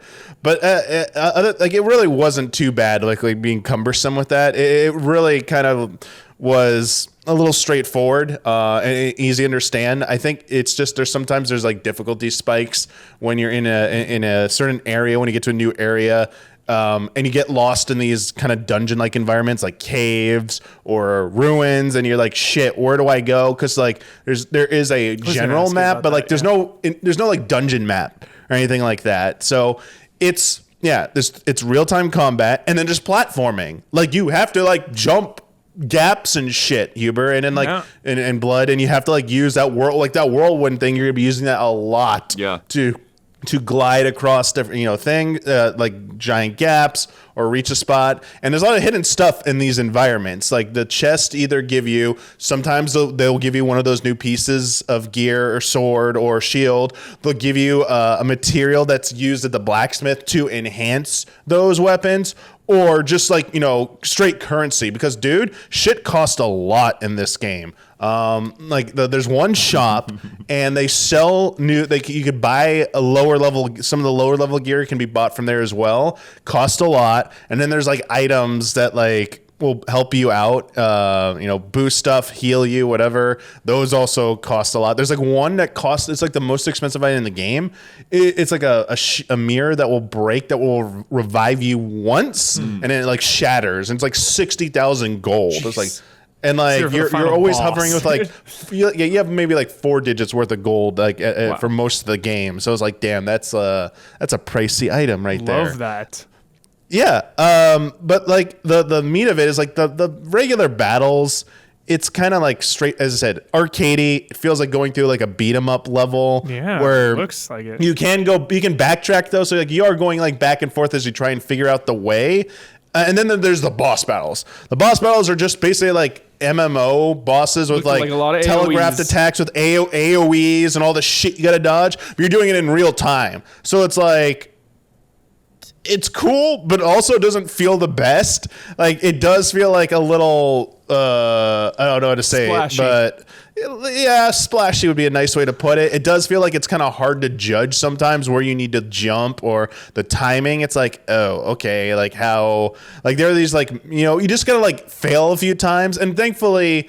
There's a ton of difficulties. I just played on normal, so like I would die on bosses like a few times, and then like once I like learned the pattern and learned the timing, they weren't that bad. But they if you really struggle, you could just turn it down. There's like an easy and like a story mode. Like you just spam the attack button, I guess, if you really want to like win with that. Mm-hmm. But they are like that's where like the challenge is, and like some of the final bosses, man, have some like I was like, what the hell? Like the second to last boss was like, yo, what? I had my MMO light lit up. I was like, oh, this is just like their health was depleting so slow. I'm like, what the shit am I doing wrong? And I'm like, oh no, it's gonna have a phase change. So it was like, yeah, okay, I know it's up here. It's like just do 10% damage, and then like it changes. Now you can do more. I was like, oh, okay. I was like, there's no way this fight's gonna be like a 2-hour fight. I was like, because you're doing all this work to do just a tiny bit of damage, and I'm like, I'm doing something wrong, aren't I? And it's like, no, you're fine.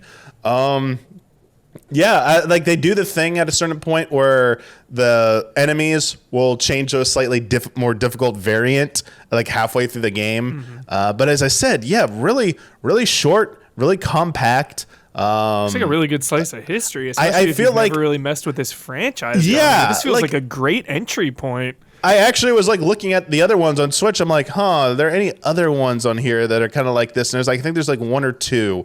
There's Origins, which is a prequel, but it's like it plays just like this, but it's all in one environment. It's basically a dungeon crawler. So it's like you're just going through one environment. I was like, I don't know about that. I kind of do like exploring like the different environments. Yeah, got but yeah, like a 10-hour RPG, and it wasn't that its intensity comes from like the boss fights and like the platforming. And I'll say like there's like some light puzzles involved with some of the platforming. There's like a clock tower part where you have to jump on platforms to lower them and raise a counterpart and do like multiple of those to make like the perfect way up to get to a higher ledge. And I was like, oh, that's kind of cool. A little bit of trial and error because like you're gonna like hit the wrong one and it'll be like impossible to progress that way, so you have to like jump back down and like reset it. And enemies do get more difficult and get a little bit more complicated. So you like one of the things you're gonna have to start using is the down thrust has a higher chance of doing like a stun to your enemies. So there's one like mage like enemy later on that just teleports all over the damn place when you try and charge it. So you gotta look at like it's kind of like particles where it's teleporting to and get that like jump attack queued up so that you land as they appear and you stun them. And it's like they're enemies like you can't attack them like head on with normal attacks. So you got to use one of those ring powers to kind of break its defense. So it's not necessarily like push over regular enemies. It can feel a little bit tedious at points, but I did appreciate how they were throwing different types of enemies at you that required you to just do more than like spam 1, 2, 3, 4 to kill them. So that's kind of like nice. Yeah. And then the gimmicks in the dungeons, like you need a light, you need like boots like for fire. There's some other puzzle elements in a few of them. They're not that complicated, but as I said, if you're looking for something short and it feels very like arcadey, I'm surprised there isn't something like this like it existed back in the day in like an arcade like this. I mean, obviously they didn't look like this back in like the 80s and 90s, but damn, like what was the Capcom one, the Dungeons and Dragons one that's like a 2D side scroller. Right. Like it feels like an evolution of these. Yeah, it feels like this feels like an evolution of those into like a more like a 3D format, which is pretty cool. Very awesome. I like the title Refined Edition too. It's cool. Yeah, I don't know about the modern ones. That like kind of they have a completely different battle system than this. So this is like the in between. There was like the early versions. I said you just ramming shit. Then there was this battle system that some of them occupy, and then there's like the modern ones. So I haven't. Yeah, I'm kind of curious to try that. Also, as a fun last fact, the OG version of this was a side-scrolling like platformer, like Zelda 2: The Adventure of Link. Whoa! Like it literally played like Zelda 2. Yeah. So this style. Yeah, so I was like, oh yeah, I was like, that's kind of cool. A lot of what you're saying, like even though there are those differences in the more recent ones, like there's still a lot of that stuff sounds like the same strengths, like that kind of like that fast-paced battle, the emphasis on getting those new abilities and feeling them and feeling like they're useful. There's just something. There's something about 9 that like just like this feels like quick and satisfying to play, and 9 wasn't like super short. Like I want to say it was still like 40 or something hours, but yeah, I want to get to 10 at some point. Yeah, but it's cool. I want to play this one. It looks sick. Yeah, I mean that's what's cool is to like see this. And like see a lot of those same strengths were kind of there from the start. Yeah, that footage you just saw, that clock tower, like rolling balls, spikes, like it. Yeah, environmental hazards start it ramps up. So sick. It like a lot of the fun is in the actual. You have like an ultimate attack. You have a super meter that you could build up. It's like on the left of your character. It's like the Kingdom Hearts looking part where it was the HP, the curve part, and then like you have your MP meter kind of like at the bottom, which your ring uses that, and then you have like your health meter. So nice. But yeah, it's just fun. It's fun. It's short. Fun. The story is. It's something. Like it's pretty predictable. It's very simple. I think you're playing this game. Do you know the name? Yeah. What is it? Adol Christian. Adol Christian. Yeah. And then Dogi. Dogi's like Dogi looks hype. The writing sometimes. So I'll say sick. It's a little. Yeah. That's not the highlight of this. That's a PS2 translation. I'm guessing. Yeah. Yeah, maybe like this stuff, but I don't know if every other installment is episodic. I do know 1 and 2 are connected, like they're 2 parts of one story. Damian, that's one of the funniest things about this as like a saga or whatever is that like they jump all over for what the timeline is. Like I think 10 is supposed to be like one of the first ones in the timeline. Wow. Yeah. So. It's definitely all over the place. I'd say episodic is a good word for it because it's like okay, this happened before that, but you really don't need to know any of that stuff. Yeah. As long as you know the name, Adol Christian. Yeah, man. You're good. I see chat shouting out Lacrimosa of Dana. I don't know if it's Dana or Dana. I owned. I only played it. I owned 6, the Ark of Napishtim, and I booted it up once, and I just never got back into it again. And I don't know if I still have that or not. But that was going to be originally like 10, 15 years ago. I was like, yo, I'm going to check out this Yeez series now. And I have this one. Let's start with here. If I like it, we'll start jumping in the other ones, and just didn't stick with me, sadly. Maybe now. Yeah. We've got more to come, but if you've been enjoying this so far, please take a second to like and subscribe and ring that bell because it helps us and it helps you stay connected. We want to be connected. When you think about businesses that are selling through the roof, like Aloe or Allbirds or Skims, sure, you think about their great product and their cool branding and maybe their cool website or commercials or whatever, but do you ever think about the business behind that business? The business that helps them run their back end and sell things to you easily? For millions of businesses, that business is Shopify. Nobody does selling better than Shopify, home of the #1 checkout on the planet. And the not-so-secret secret with Shop Pay that boosts conversions up to 50%, meaning that way less carts are going abandoned and way more sales are going. So, if you're into growing your business, your commerce platform better be ready to sell wherever your customers are scrolling or strolling, on the web, in your store, in their feed, and everywhere in between. Businesses that sell more sell on Shopify. Upgrade your business and get the same checkout that Aloe and Allbirds use. Sign up for your $1 per month trial period at shopify.com/allies, all lowercase, shopify.com/allies. Go to shopify.com/allies to upgrade your selling today. Shopify.com/allies. And if you are a patron of Easy Allies, we love you and we thank you. We love you so much.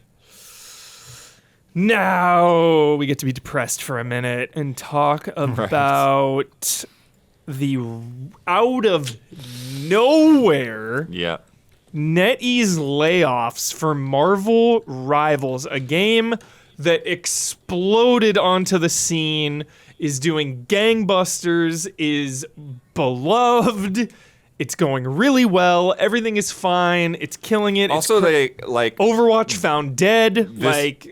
This news dropped, and like they were like at the same time they're like hyping up like new stuff that's coming out. Yeah. To like, I guess, it felt like they were trying to bury the news. 100%. Yeah. This week it was announced that NetEase laid off the entire Seattle studio that worked on their smash hit Marvel Rivals. Yeah. Again, this game had a meteoric rise. It sounds like, as we've learned more, that like that team itself was like fewer than a dozen people, but it was a lot of the lead people, as we're about to see. Game director Thaddeus Sasser posted on LinkedIn earlier this week saying, "This is such a weird industry. My stellar, talented team just helped to deliver an incredibly successful new franchise in Marvel Rivals for NetEase Games. And we're just laid off. This includes not only the game director himself, but also several others who were in charge of the game design and level design." Yeah. In response, NetEase tried to assure fans by saying that the main team in China is unaffected. "We recently made the difficult decision to adjust Marvel Rivals' development team structure for organizational reasons and to optimize development efficiency for the game." Boy. This resulted in a reduction of a design team based in Seattle. First, saying that like sounds like so devaluing them. Holy shit! Right. There's some random design team. Yeah. There in Seattle. A design team. A reduction of a design team just based in Seattle. No big drama. Like that is part of a larger global design function in support of Marvel Rivals. So really devaluing this team. Yeah. Like dehumanizing, Don't worry. devaluing. We're fine without those guys. "We appreciate the hard work and dedication of those affected and will be treating them confidently and respectfully with recognition for their individual contributions." Yeah, for like a day probably. "We want to reassure our fan base that the core development team," there that is again, "for Marvel Rivals, which continues to be led by lead producer Weikong Wu and game creative director Guangyan Chen in Guangzhou, China, remains fully committed to delivering an exceptional experience. We are investing more, not less, into the evolution and growth of this game. More skins. We are excited to deliver new superhero characters, maps, features, and content to ensure an engaging live service experience for our worldwide player base. I mean, we talk about it all the time, and we just feel hopeless and helpless, and it's not a good feeling, but I always feel like it's good to address it and face these things and talk about them because they're not going away, and like ignoring things is bad and privileged. You know what I mean? Like, sure, you can turn off all the noise and just enjoy your games in a vacuum, but like, I like humanizing things and people, and this is about love and respect and, you know, sharing this wonderful industry together. So just like as a consumer, you know, like I like Marvel Rivals, so I'm not as invested as right. a lot of the players, but like if I'm a fan of a game and they're just thrown away, basically, the people that worked on it, like that doesn't sit right with me as a fan, as a consumer. And then, you know, I find that it's hard to spin this into anything other than money. You know, it always comes back right. to money and cash. And it's like, okay, well, the game is out and done and good. Obviously, it's going to be worked on for the next 10 whatever amount of years, however long it goes on, even more than that probably. So the foundation is there. So then now it's time to cut and trim right. everyone and everything and just keep a core small team. Thanks for the game. Thanks for the game. Now we're going to take it and go somewhere profit else. off it for the next, 10 plus years. Yeah. So just very, very depressing and disturbing. Yeah, I'll head up this next beats because because it's something I've been following for a while now, right? Yeah. We've been talking about this for the past few years. NetEase was doing this big global expansion. You know, Nagoshi left Sega. You know, you've got all this stuff, and now it's like all of a sudden we're seeing things go the other direction, right? So they closed the Visions of Mana developer, Oka Studio in Japan, right when that game shipped. Same kind of thing. It's like, what the heck? Like, to just put out an incredible brand new Mana game. Yeah. And they're like, no, okay, we're done with them. They're done with the game. We're done with them. Yeah. Worlds Untold in Vancouver and Jar of Sparks, which are also in Seattle. Those guys, they basically had just spun up and were like working on making their games and had hired people and all this stuff. And like now they're having to figure out, okay, what do we do? Because NetEase is out, and now we don't have any funding to finish this project, and they're and like literally we're at DICE like looking for people to help figure out what their next steps are going to be, and then they've also made cuts to studios in Canada and Sweden, so it just feels like they bit off more than they can chew or whatever. Standard. But I dug into this from this is Daniel Ahmad from Nico Partners. And he basically, he said they aggressively invested from 2019 to 2023 to develop PC and console games. But one of the things he points to is recent success of games like Black Myth Wukong and Genshin Impact, showing that they don't necessarily need the comparatively expensive Japanese and Western studios to make those kinds of games and get into that market. And then there's also like some hesitancy about U.S. policy decisions and stuff after all the TikTok thing that's going on and some things that were going on. Their games are so Tencent political. and Epic, like they pulled people off of the board, right? But Ahmad thinks that basically his conclusion is that like they're not going to completely withdraw from global studios, but now they're being a lot more selective about how much of this that they're going to do. And I guess for some reason, this group of like 6 people wasn't worth hanging on to. It just seems weird. Yeah. It kind of reminds me of For Honor, like Jason Vandenberg, right? Right. They like parted with, that game came out and then they parted ways like pretty shortly after. And I remember him saying something about like, wow, it's really weird. Like this is my game. Right. Like, it feels like my game, and then now it's just not anymore. It's theirs. I haven't seen that guy pop up yet. Nope. I wonder what he's doing. Yeah. So, Yeah, it just seems like if you make a good game, a bad game, a normal medium game, like whatever kind of game you're making, it doesn't matter how well or poorly it does, you're still going to be at risk. Right. And that's super... It's just alarming for this entire industry. Like, we keep seeing these layoffs and canceled games and chasing trends and ballooning development costs. Thing, right? It's like... It's the short-term trend-chasing kind of... Because it's like... Again, like Jar of Sparks and Worlds Untold, like neither one of them had a time to even like get their games to a presentable state. Yeah. Right? Like you couldn't look at like what they had. Like you could see concept art and ideas and prototypes. You know, if you know you're in the know or whatever, but like they weren't ready to present that to the world yet. You know, and so it's which. Always, seriously, which brings me back to a little bit of Yakuza and them like reusing assets, and why I've never been on the critical side of remasters and remakes. I'm always just like, I love replaying games, cool. Like, I love when games run and look better, cool. And it's like, it just feels necessary now. Yeah. You know, to fund other games from their, you know, like is Ninja Gaiden 2 helping fund Ninja Gaiden 4? Like that, you know? To some degree, yeah. Is it like keeping people working in the industry on these franchises? Like, yeah. Well, and again, we were talking about, you know, Obsidian, 100-year plan. Yeah. How can we make it so that we have fewer people leaving our company than anyone else? Mm-hmm. Shout out, dude. Seriously.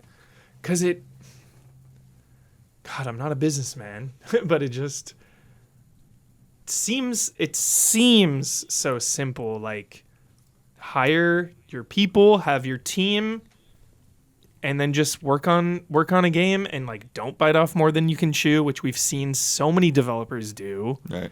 Don't chase trends that you're not. Just the hiring with. process is a huge like load of work. But then I always think about like the downtime in between games, and it's like, are these people?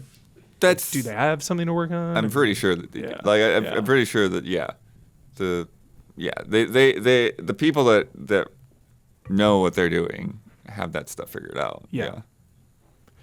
So yeah, crazy, absolutely insanity that this can happen to one of the most successful games of the last like year or so. Like Marvel Rivals was killing it. Also, on that note, I should say that downtime for a developer or creative, like sometimes that can lead to your best stuff, right? Like somebody screwing around with an idea that they're not on a deadline to crunch for, like that. Isla's convinced that's Nightreign. Right, like that can lead you to like your next big hit, right? You need to have a space where people have room to do that, to mess around, to do internal game jams. Yeah. Some Fortnite fan from I was like, right. let me add a flaming circle onto the map. Because we gotta get Damiani in here. We haven't heard much on this one. Yeah, what do you think here, Damiani, with NetEase and just more layoffs for a wildly successful game?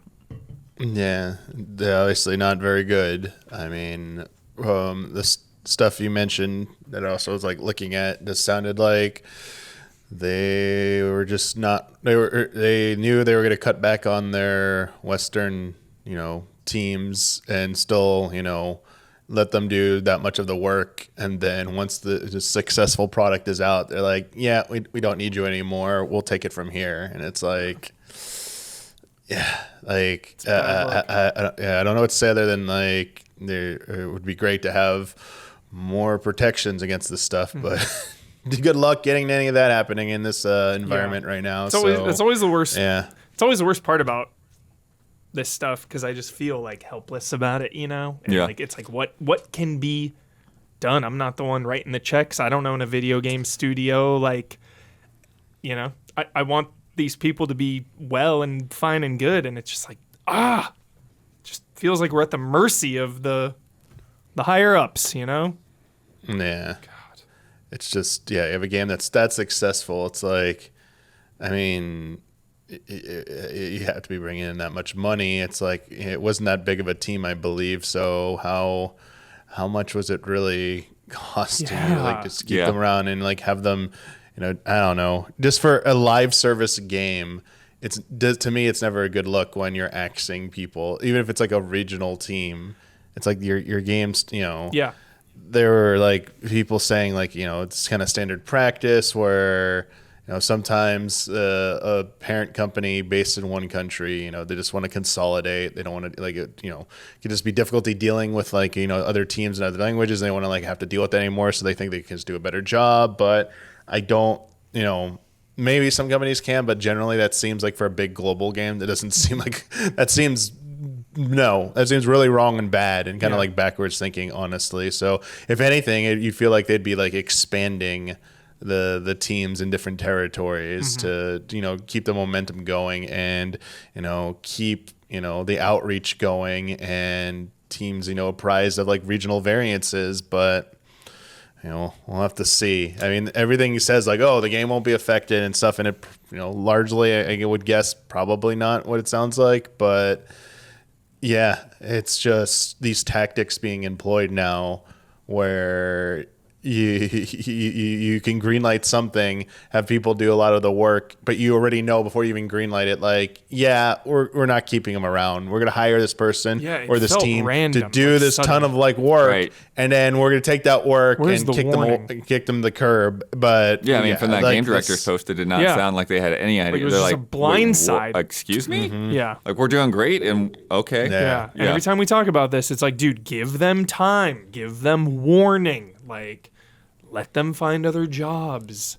Just these layoffs are going to continue to keep happening, but please handle them better. One of those level designers, they tweeted out about looking for work. So find that on my timeline if you got a level design job. Yeah. Hello, Isla. Hey. And Blood. Isla, you are super into Elden Ring Nightreign, as I think many people are, including myself. And I know you were feeling like the recluse mage powers. Yeah, I was hoping we could get another session in, because the first session that we did, it was because they were working on, it's a test. Yeah, it is a network test. Yeah, and so we never got to play. Apparently, together. The first couple of sessions, the matchmaking system broke the whole thing, so they turned off the matchmaking sessions. So the stream that we have. We were playing all separate games. Yeah. Huber was streaming one thing. I was playing something else. Isla was playing something else. But we were still talking. We were still in a Discord. I was running around with the recluse trying to figure out how it worked. Yeah. I played once Duchess. I got there, it was interesting. Yeah. Yeah. I played Duchess, and then like the later session, Huber wasn't able to play, but I was, except they literally scheduled these exactly when my friends had birthday celebrations.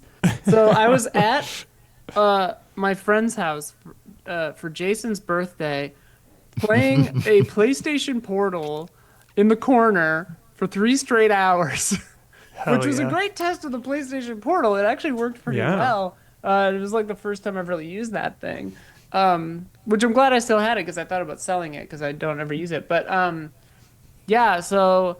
and there was a competition that was happening at the party, which I did still participate in while playing. And I gave a pretty good rant about Avatar, the James Cameron movie, if I do say so myself, while playing Nightreign. So that was pretty fun. And like I think somebody filmed it. I haven't seen it yet, but mid rant, I was just like, "Where the fuck is my team?" But yeah. Oh yeah, the teams when you just match up with randoms, man, they have a like very suicidal tendencies. We'll just put it that way. Oh, they're charging in. They just charge Guns right blazing. through, and it's like, go fast, you think you think you want to level up before you fight that boss? No. Okay, well, there's definitely an urgency with that toxic rain. Illusions of grandeur. Yeah, I found out the hard way with the rain that the birds don't like it. So like I grabbed one of the birds and I was flying back and I flew into the rain and just like, now I'm gone. Braces don't work in the rain like either. a sack of potato. Yeah, nothing works in the rain. I don't know. We're not going to talk about it for very long. I just thought that I loved it because I hadn't played it when we did our preview where Huber explained what the hell this game is, which I'm very glad we did because it really helped me to understand going into the network test. But oh my God, like down to the wire, I was playing a Duchess. There was one other Duchess, and we had a Recluse, just pugs, random. And like we got to the final boss, third day, and it was like 9:55, and the network test ended at 10 p.m. Local time. And I was just like, oh man, I hope we do it. Get there. And like we were doing pretty well. We were fighting. And then the boss had like pixels of health, and me and the other Duchess went down. And I was like, oh no, like, oh, if we, it'll hurt so bad to lose right now. But the Recluse, I saw her like consider coming to help us and then just commit to fighting the boss. And she took it out right at the last second, and we held back the night or whatever the hell it said. Yeah. I guess someone was telling me at the party that like a lot of people are like not into this game, like online, like the discourse is like pretty anti. Online's not real. Yeah. But I'm just like, it's a weird concept and definitely like very strange. If you're thinking of it just in the sense of like other From games, but like it's so much fun, dude. I know, it's so much fun. One of the current anger trends I've noticed, Isla, and this probably contributes, is reused assets all of a sudden. Like something we've been joking about for so long, but I guess this is like pissing everybody off nowadays. But like, oh, reusing the assets, blah, blah, blah. So like, my guess, I think that part of that is a contributing factor. My guess with this thing is that it was started as an idea, like someone at From just like had an idea and started kit bashing it together off assets they had, or it was going to be another DLC or something. And they were like, the vibe of this is kind of weird, and I think we could reach more people if we just like let it be its own thing. And like, I think it probably spun out from that.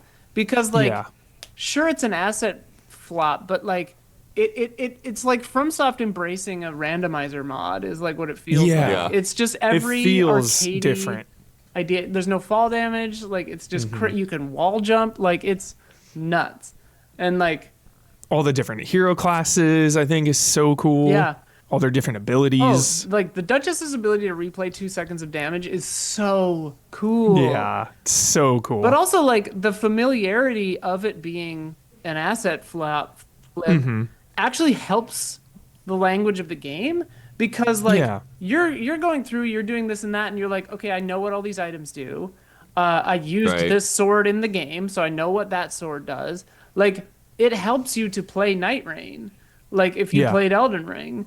So it's like, if anything, it's a like a plus, a positive that it's an asset flip, because like, and also just, I don't know, it doesn't bother me, whatever. But it never bothers me. I'll never complain about getting to revisit a world that means so much to me and that I love. Like, and it's called Elden Ring. Like it's Elden Ring Nightreign. It's not called New IP Nightreign.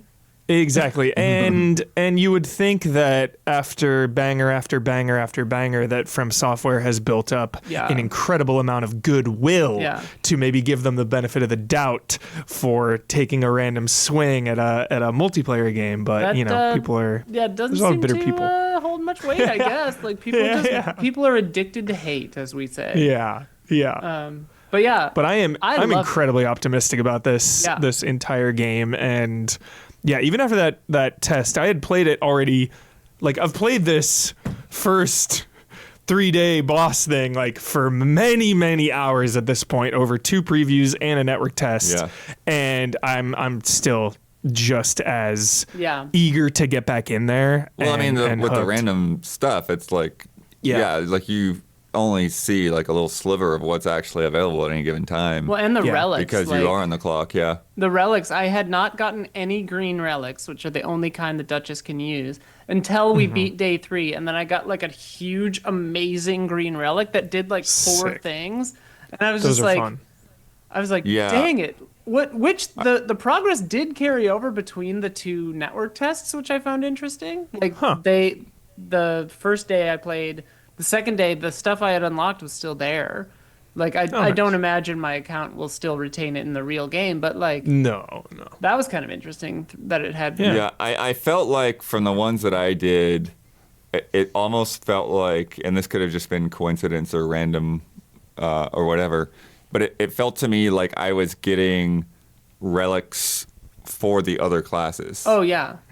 Like when I would beat something, like I would have like reds and yellows, and like my character took reds and greens. Like it wants you to use the wants you to characters mix things up. Yeah, for sure. Yeah, But yeah, really excited Nightreign with is sick.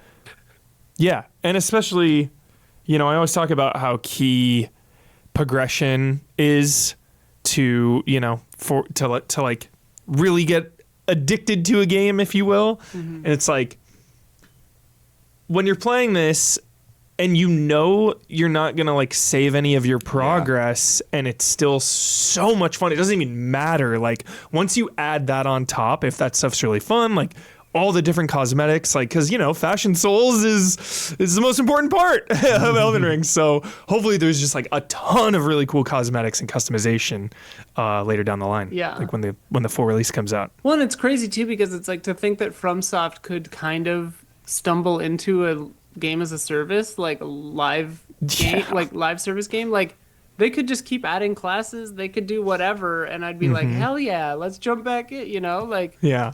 And plus, playing it when you can consistently play with friends is just going to be so much fun. It is so fun. I feel like that'll be a big difference.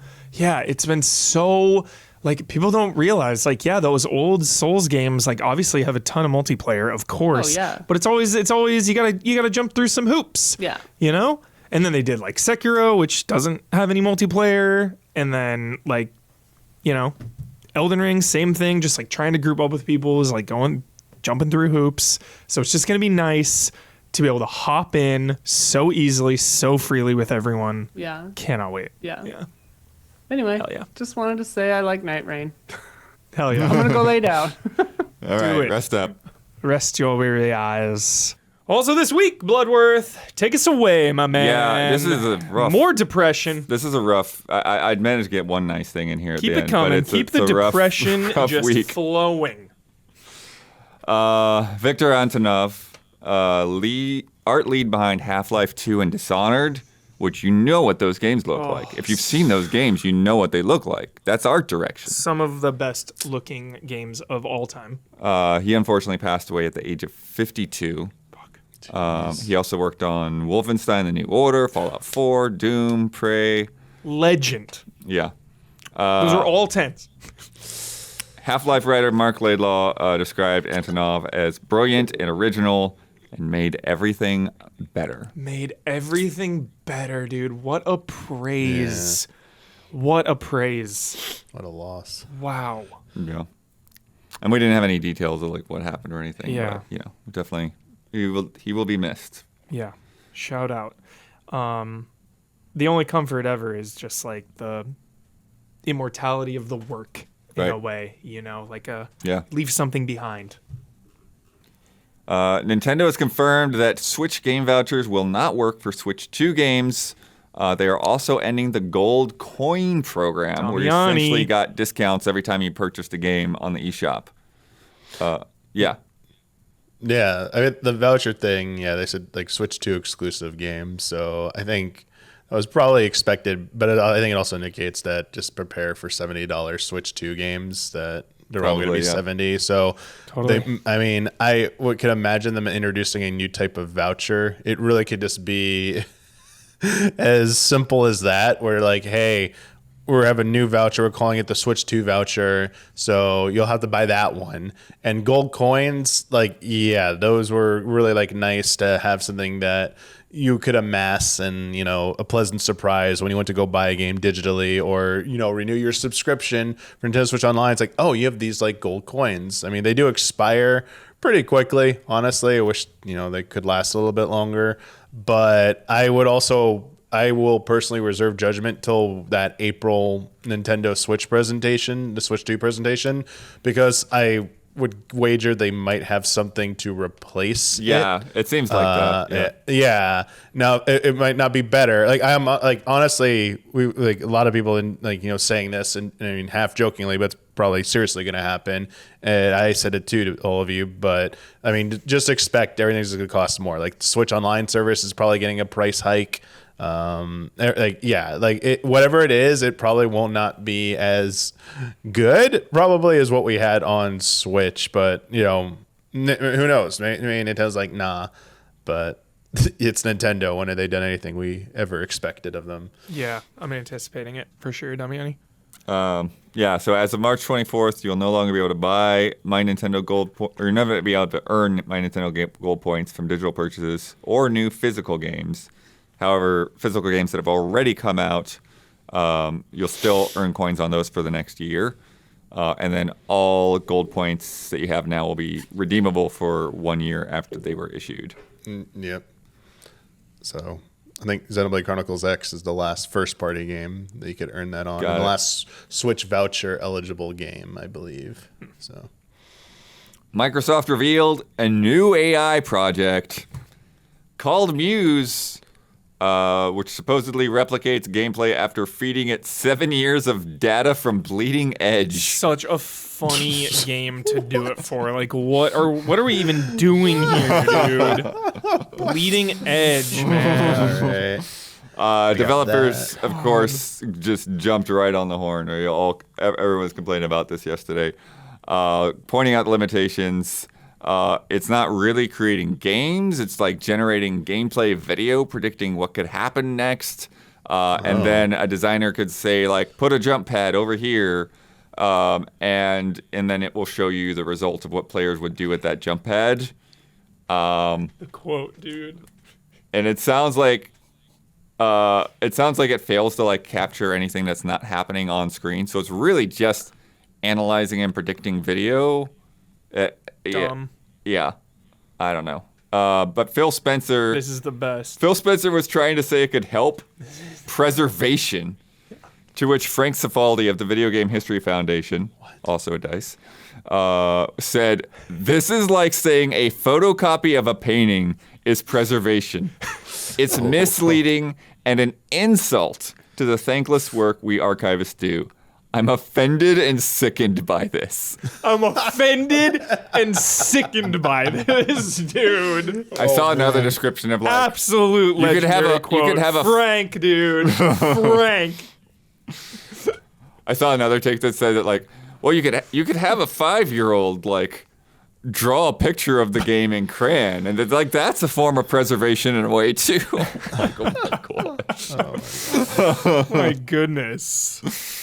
Offended and sickened. I want to know, Huber, if you're offended and sickened by this TMNT deal with Call of Duty, because the models look great. They look amazing. But they come at a cost. Big cost. A cost. God, they look so good though. Just like with Street Fighter, man. They look so good. This Call of Duty They stuff. look so insanely If you want all the good. turtle stuff, it's going to cost you over $90. Yeah, but like $20 per turtle. everyone has their one turtle that they like. Like even when the turtles came to I'm not defending the prices. They're out of control and ridiculous.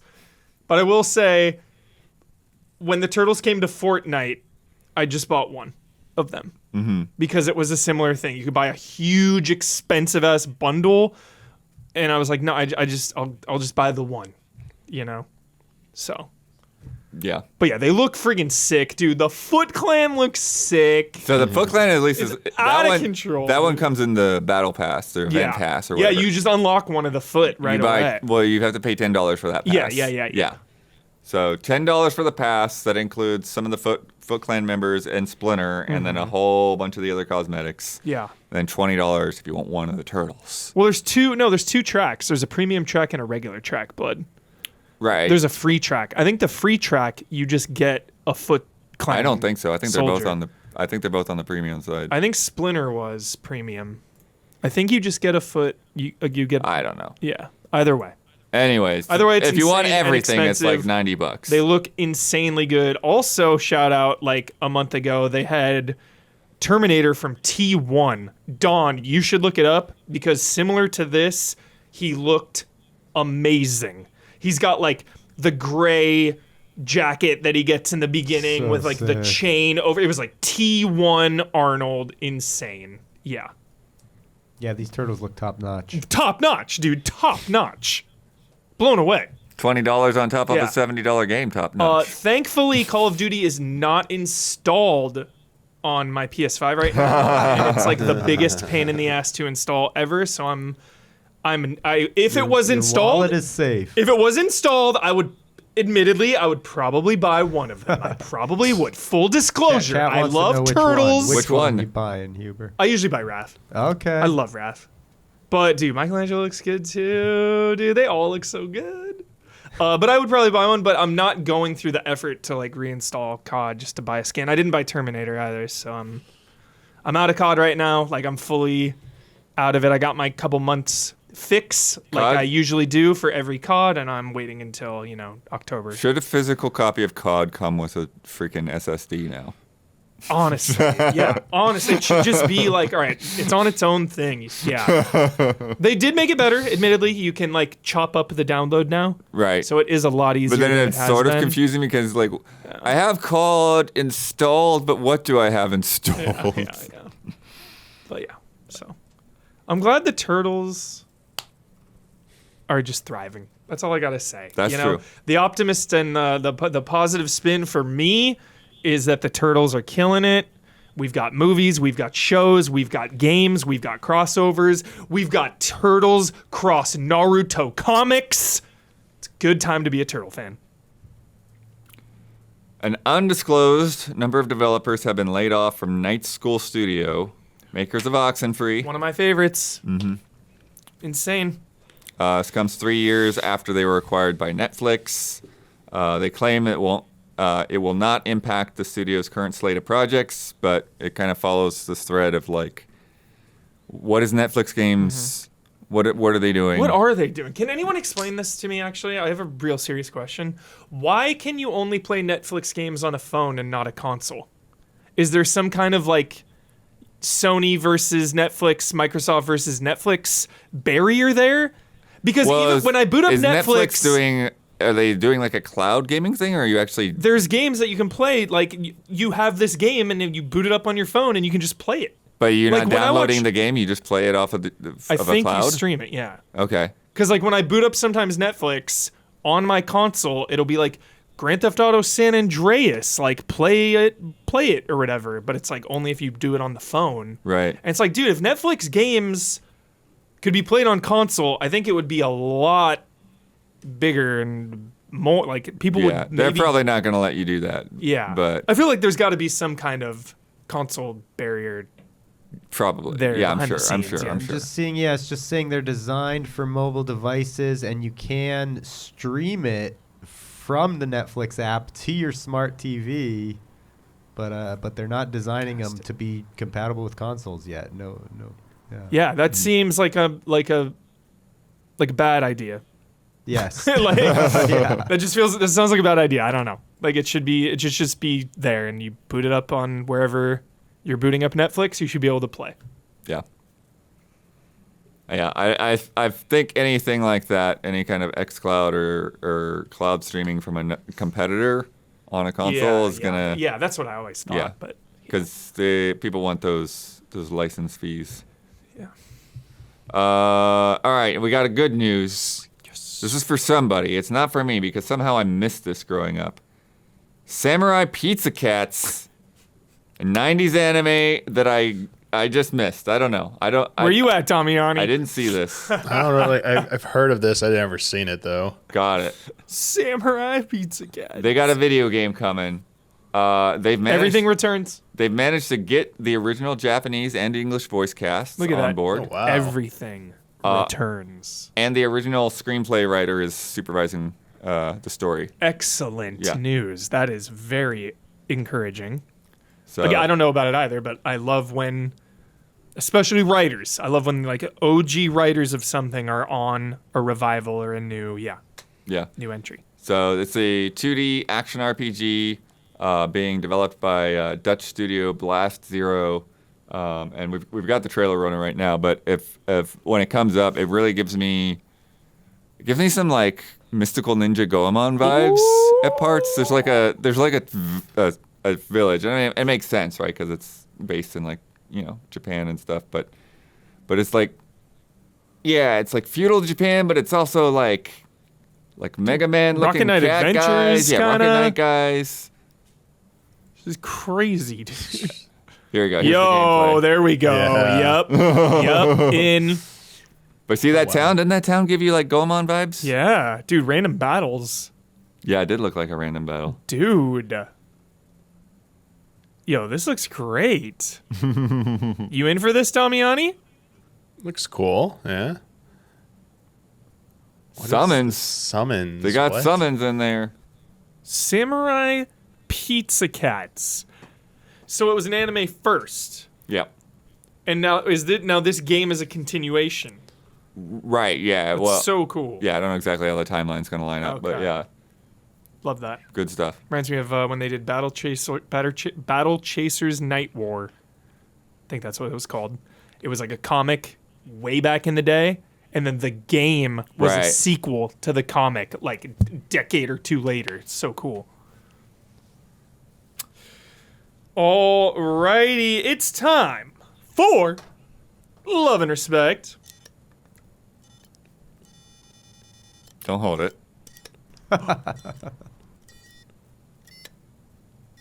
What? I think he.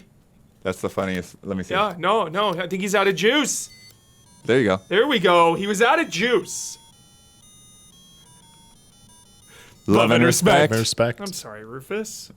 You okay, buddy? All right. It's funny because, yeah, I think it's just like a trigger in the there. electronics or something. Because we'll have these moments, and then he'll go another 2 years. Yeah. Hang in there, buddy.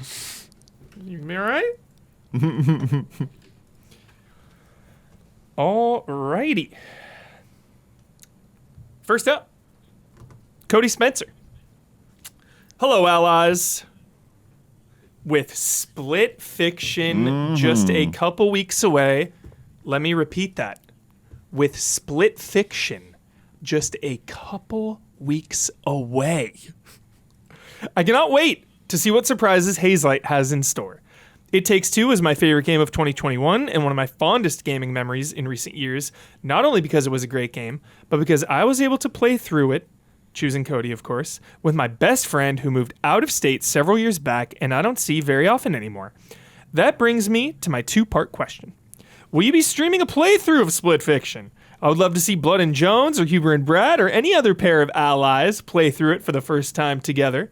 Secondly, do you want Hazelight to bring this co-op formula they seem to have mastered to their next game or do something completely different? I, for one, am torn because I love how they do co-op, but I also don't want them to appear stuck to this one style. Thoughts? Yeah, well, I'm very much trying to get Huber on the bandwagon to do this Gotcha. full playthrough. Yeah, Blood is so... Blood, you are the most hype person ever for this game. You were freaking out about it, so absolutely I am down. Yeah. full Basically, playthrough. what I want to do is I want to start on a group stream night. Yeah. And then let's find the holes, find the gaps where we can just like get Yeah. through that game in like the next week or two. Yeah. So Hell yeah. don't let it get rusty. Nope. Don't let it drag out over 6 months. No way. Let's play it. Yep. Yeah. Definitely a game you want to just power through and not like binge it, but get through it for sure. Yeah.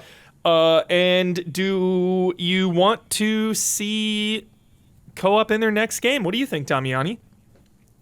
I mean, I think it's their calling card, honestly. They can do whatever they want. They're very talented, but if they want to keep doing it, I mean, they're the best at doing it right now, and every one of their releases is an event. So, It really is. I mean, why mess with that success, I guess? I mean, part of it's reading room is like, this is not the time to take risk, it seems like, because, you know, studios are just closing left and right, and it's like, maybe wait if things get better and you're looking at like they have an ambitious project that might, you know, deviate from their normal MO. But honestly, I think, yeah, they could probably pull off whatever they, almost anything. I'm going to have to start putting that caveat almost because like not a live service, not a game is like no gas, no, I don't believe any, no matter how good of a single Ferris player would game. shut No. his studio down Yeah. I was before like, they I'm chased a s- live service game. I'm sorry. He would burn it down.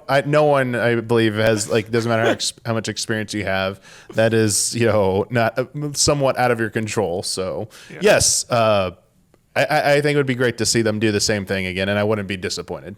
What about you, Don? Would you what would your desire be? I mean, Split Fiction's not even out yet, but we're always looking ahead. Would you what would you want Hazelight to do? Oh yeah, I mean, I think Damiani nailed it on the head. It's like it seems like every entry is just like, I don't know if you'd kind of call it a refine. I mean, in a kind of a way, it seems like they're becoming more epic within that formula, Yeah.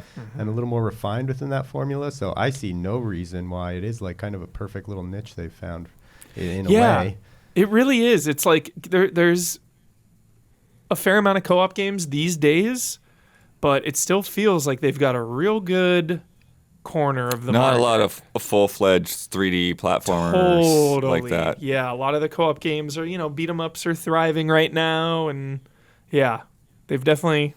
Also, it's funny to me because it's like yeah, they have that core 3D platformer stuff, but it's like there's so many other things happening in these games that it's like, what is making something different for them mean? Like, do less stuff and just like focus on one genre in a game. Like your games have 10 genres already. That's so funny. Could they multiply, make it like 4-player co-op? I don't know. That'd be a risk. That'd be tricky, but yeah, something like that. Yeah, and their games are about like it takes 3 harmony and like, I mean mostly, but like, you're working together. Primarily in their games. Yeah, very much. Yeah. Couple things here and there, maybe not so much. Spoilers. But yeah, I would wonder what they would do in like a PvP game or if it was like 4 players but like 2 teams of 2 or something. Yeah. I wonder. I don't know. Split Fiction though. I love, Damiani, that you called it an event. Because it totally is. It is an event. And so generous. Friend pass. Yeah. Like, shout out, dude. It's so great that... What in the world? It's so great that was away. Successful. Because, like, you could see that be, like, a bunch of suits looking at numbers and like, you want to do what? Yep. And then that game sold, like, what, 12 million or something like that? It's insane how much they sold on that game. Yeah. Badass. All right, from our man Alexander Zirianov. Hello, allies. Also, Split Fiction on the mind. I've looked at some previews for the Split Fiction, and I was surprised that seemingly no one cares that this game lacks matchmaking. I would love to try what seems like a great game, yet I will not be able to because Split Fiction offers no means of getting a co-op partner it requires you to have.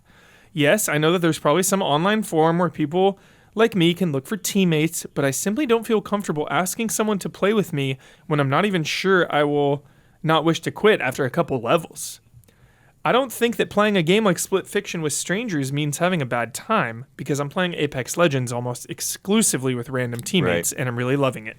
I also don't see any technical reasons for not having matchmaking in Split Fiction, as the game already supports playing online, and EA certainly knows how to make this feature work. I'm not blaming anyone. Creators are free to do whatever they want, including limiting their game's audience, but I'm surprised that such a creative choice was made and seemingly no one questions it. I would love to hear your thoughts on this topic, especially if I'm missing something obvious here. It's so funny, because for me, the best way to play this game is offline local co-op, Like I don't want any online at all. Like let's freaking group up in a room together and have that magical bond of human connection, But as we played It Takes Two online though. Yeah. Was A Way Out online? It was local only, right? I don't know about A Way Out. Pretty sure. A Way Out was a local joint. Correct me if I'm wrong, chat. But I am surprised. It is surprising as accessibility has grown and evolved in the last 10 years, for sure. Just letting people play how they want to play, because everyone's story is different. And again, online dehumanizes. Social media dehumanizes people. So it's like everyone has a different story.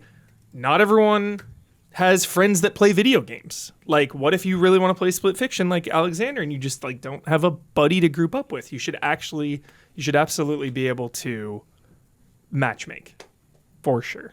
Yeah. Yeah, I could even see something like Journey, like they just do that seamlessly, right? Yeah. But yeah, I don't know. Because it reminds I don't know why. I could think of scenarios like, well, maybe they want to make sure that you play the whole game with the same person or something like that. But because I have really changed my mind about this stuff, just over the years. Like one of the biggest things was World of Warcraft raids. There was never a raid finder. Or Destiny, right? Destiny raids, one of the biggest things. You would need 6 people to do a Destiny raid. There was no matchmaking for so long. And part of me was like, well, that makes that content really special. And like, the fact that not everyone does get to do it makes it so when you get to do it, like, rewarding and cool and has an air of mystery to it and just like gives it a more important feeling and a more important vibe. And then eventually they added matchmaking and it's like, fine, like play who you want to play with. Like play with your core group of buddies or just matchmake. Like let everybody play kind of how they want to play. I don't know. Even like difficulties in games, like Sifu adding easy mode and yeah. I think like matchmaking and difficulties should just be standard for games. I don't know. Yeah. I don't know what Maybe other not. technical or it's a divisive topic, and I changed my mind. I'm very fluid on it, because like the From Software difficulty is the identity of the game. But then I think of Sifu, where it's like that difficulty when that game came out was also the identity of that game. But you can choose to play on that standard mode. Or, if that's too much for you, then you should be able to, like, content tourist it and, like, tone it down a little bit. Because everyone is unique and has a different story and has different gaming abilities, There's not, like, one size fits all for these kind of things. Like, we need to have a little empathy. Yeah. For people's experiences. Yeah, but I think that maybe, one of the things is, like, maybe it's, like, an easier way of, like, all right, well, we don't have the staff to have like a huge moderation team if people are out there trolling and stuff like that. You have to work together. So what if somebody like intentionally doesn't want to work with people? True. So this is a way to make sure the spirit of the game will not be compromised in that sense, because you're grouping up with like-minded people. Yeah, somebody that you found somewhere else. Yeah. And not just like a random person in the game and then you have a bad time. Yeah. So yeah. But I don't know. Great question, Alexander. I like it. Looks like A Way Out did have online. It did right at launch? That might be harder to find out. But. Sorry. Yeah, I'm not sure. Okay, interesting. I've had a lot of like Inception, like implanted memories in the last couple months. Chad. Like I'm like tripping out, dude. Like something's going on. Like I just have these visceral visual memories that are just full on make believe. Like okay. You could skip one of these if you want. I put both those in because I thought it would be quick to do both of the split fiction things back to back. No, how are we on time? We're getting there. We'll go through this one a little quicker. I don't want to abandon anybody. Paul Moo, hi allies. With Saros' announcement, I have to ask, particularly Huber, how do you deal with roguelike games' randomness is diminishing the challenge of difficult encounters? I really enjoy the gameplay of Hades and Returnal, but every time I conquer a tough boss, I can't shake the feeling I only won because the game took pity on me and RNG let me win. Compare this to Ninja Gaiden, where I will happily retry the same battle under the same conditions until I conquer it. Would beating Last of Us on grounded difficulty be as satisfying if the game randomly gave you perks or more powerful weapons every time you died? Not trying to ruin the roguelike structure for anyone, but I find myself thinking more about the structure and variable challenge level instead of focusing on enjoying the game. I don't really compare them. It's just another way. It's a completely different genre, and it's another way for me to express myself in a game. I love the roguelike grind for what it is. I love starting the game like a Darkest Dungeon or a Rogue Legacy or a Hades on the back foot, knowing that I'm not really supposed to win and that I'm weak, and then like trying my best, pushing myself, like, all right, how good can I get? How far can I get when I'm underpowered? But then after a bunch of losses, knowing that I'm still getting stronger, getting more powerful, like, I love that. I also love Sekiro. And when you can't get any stronger, you have acquired all the power-ups and level-ups and whatever the hell you need, the Makiri counters, and it is just you versus the Sword Saint, win or lose, that's it. So I love both, and I don't really... They're never at odds in my brain because I enjoy and love both types of game so much. Yeah. I think that's the thing is sort of like roguelikes, they set those expectations to where like you're gonna get something along the way, and like, you know, part of what makes a run feel good is chase, when you get these things and like this thing stacks on top of that thing, and it's like, okay, I've got a good set, I got a good build, and then you're getting permanent upgrades too, and it's but I'm just saying, like, while you're going through that run, it's like you get it's all like, the right you're hoping for that thing, you're hoping to get this specific thing on this to help you through it, and sometimes you think you're on top of the world, and nope.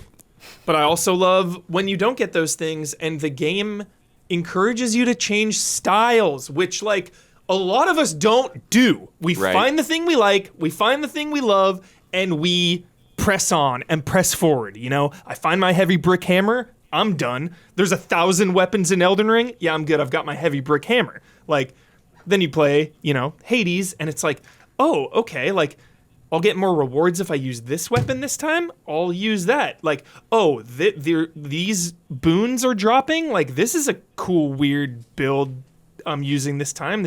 I never really do this, like, dash evasion projectile strat. Like, this is fun. This is different. This is cool. So I like when a roguelite pushes you to, you know, engage with, like, everything the game has to offer. So fun. Damn. Darkest Dungeon tonight.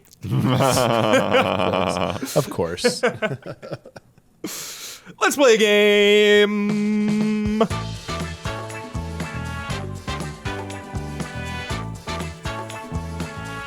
I am not shitting you when I tell you that I almost installed Hades 1 last night. Last night. I'm like grinding games for work, and I saw people posting about Hades 2, and I was just like, should I reinstall Hades 1 right now for no reason and sink like 30 hours? Because they just got a big into update on Hades 2. I did all kinds of stuff. Yeah, huge update. It's like one away now from being like done. Oh. Yeah. I didn't realize it was But it's that. like many months away from that next update. Yeah, but it's getting there, yeah. Okay.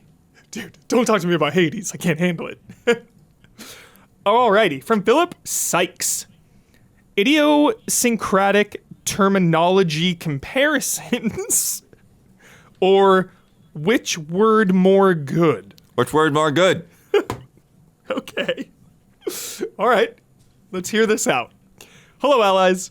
Video games often employ their own unique terms for various concepts. I love when Gabby talks about word salad. It's one of my favorites. So here's a little game based on that. You'll be given 2 terms from a single video game and must guess which one has the higher ranking in its category. Let me read that one more time. You'll be given 2 terms from a single video game and must guess which one has the higher ranking in its category. Love and respect, Phil. So, the first question. Duke Nukem 3D. Oh, this is fun. Duke Nukem 3D. Shout out, dude. Shout out to the very first level. Hollywood.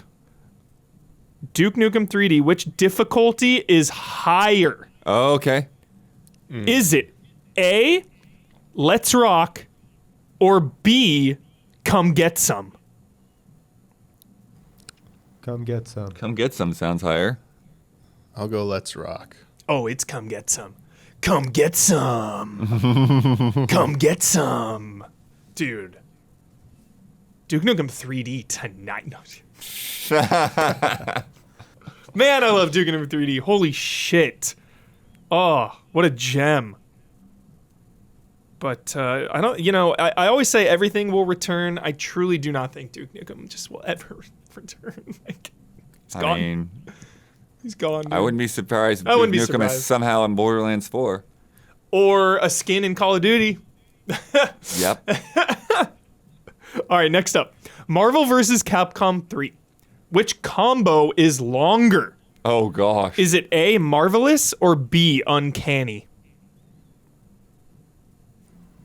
Uncanny. Go with uncanny too, yeah. Uncanny, baby. Heck Uncanny is 90 hits versus marvelous Damiani 80. go. Don't forget Damiani. Sorry. Sorry, Damiani. Well, you already said the answer. I was so excited to just hype up Uncanny X-Men. It's insane. Shout out. All right, Super Mario Brothers Wonder, Damiani, you go first. Mm-hmm. Which enemy bop chain is longer? Is it A, incredible, or B, fantastic? Wow. Incredible. Fantastic. I'll go incredible. Incredible. 6 bops versus 4. 6 bops. 6 bops. All right, Dance Dance Revolution. Which step is timed better? Is it A, marvelous, or B, perfect? Oh, that's a troll. I would say perfect, but maybe there's something better. Ooh. Yeah, I'll say perfect. Marvelous. Oh, it's marvelous. I don't know how marvelous is better than perfection. That seems weird. My streak is broken. Yeah, that's crazy. 16 milliseconds versus perfect 33 milliseconds. Wow. Okay, all right. Crazy. Sonic Adventure 2. Which trick is worth more points? Ooh. Is it A, tight, or B, jammin'? Jammin'. Jamming. I go jamming. You are all wrong. It is tight 800 points versus jammin' 400 points. I just want to say jammin'. Jammin'. Fun. Jamming. Yeah, Sonic Adventure 2, dude. You are jamming in that game the whole way through. All right, next up, shout out to 2005 God of War. Which combo is longer? Is it A, omnipotent, or B, all-powerful? Omnipotent. What? Omnipotent. I'm going with omnipotent. You are all wrong again. All-powerful. 600 hits versus 400. Okay. 600 hits, that's a lot, dude. That's a big difference between them. That is like, you are spamming Poseidon's all-powerful. Did you get dropped into a muso? Yeah. You were spamming the Poseidon shit. Dude, I have been randomly queuing up like a mission or two of Dynasty Warriors Origins like every couple of nights for like the last month, and it is really nice. I like that game. And they dropped that new one. Warriors Abyss. Oh yeah, the roguelike. Yeah. Yeah. All right, 2 more. Halo 3. Which kill streak is longer? Is it A, Killtrocity, or B, Killtastrophe? Killtastrophe? Killtastrophe. I'll go to Killtrocity. I don't know. Killtastrophe, 8 kills versus 6. Oh, it's not that much. Dude, 8 kills? I mean, it's a lot, but it's not like crazy. Yeah. Bunch of people in chat calling for Kilimanjaro. Yeah. And lastly, IGN review scores. What? Which rating is better? No. Is it A, awful, or B, painful? Which is better? Awful or painful? Awful. I'm going to say awful. Awful's better? Awful's better. Awful is a 3, painful is a 2. There we go. Very fun game. All right. By the way, right after this brief message, Easy Allies patrons are getting 2. Utah. Give me 2. Bonus love and respect questions. So if you want to get in on that extended cut, consider becoming a $5 patron. Just $5 a month. That is like, what are we up to now? That's like 1/5 of Netflix now? Does it just keep raising their prices? We're 1/5 of Netflix, and we have got new content all the time, original programming. Check us out. Also, at that $5 level, you get this podcast 2 days early and ad-free, 10 out of 10. You can submit questions to Love and Respect, and you get into our official Discord, where the bonds and the jolly Love and Respect is thick. We need your support to keep the show running each and every week. So if you're listening and investing your time, consider investing just a little bit of cash to keep our lights on and our air flowing. Again, that's patreon.com/easyallies. We love you. We love you so much, everybody. Hope you're really enjoying this podcast. I'm really enjoying hosting. It's fun. Just like it.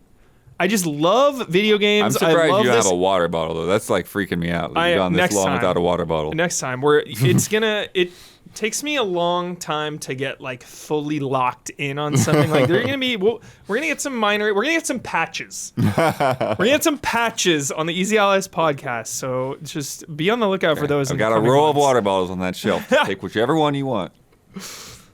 Yeah, we just love video games. So, and we know you all do too. Shout outs, and if you really want to help us out, you can join one of our producer tiers, our platinum producers. Get a special shout out on this podcast each and every week, and this month's shout outs go to the usual suspects: Jabawabs, El Thanis, and Raymond Wheeler III. Shout out! Shout out! Love you all so much. Now it's time for bets. And I do have Isla and Gabby, so when we get to them. Great. Bets.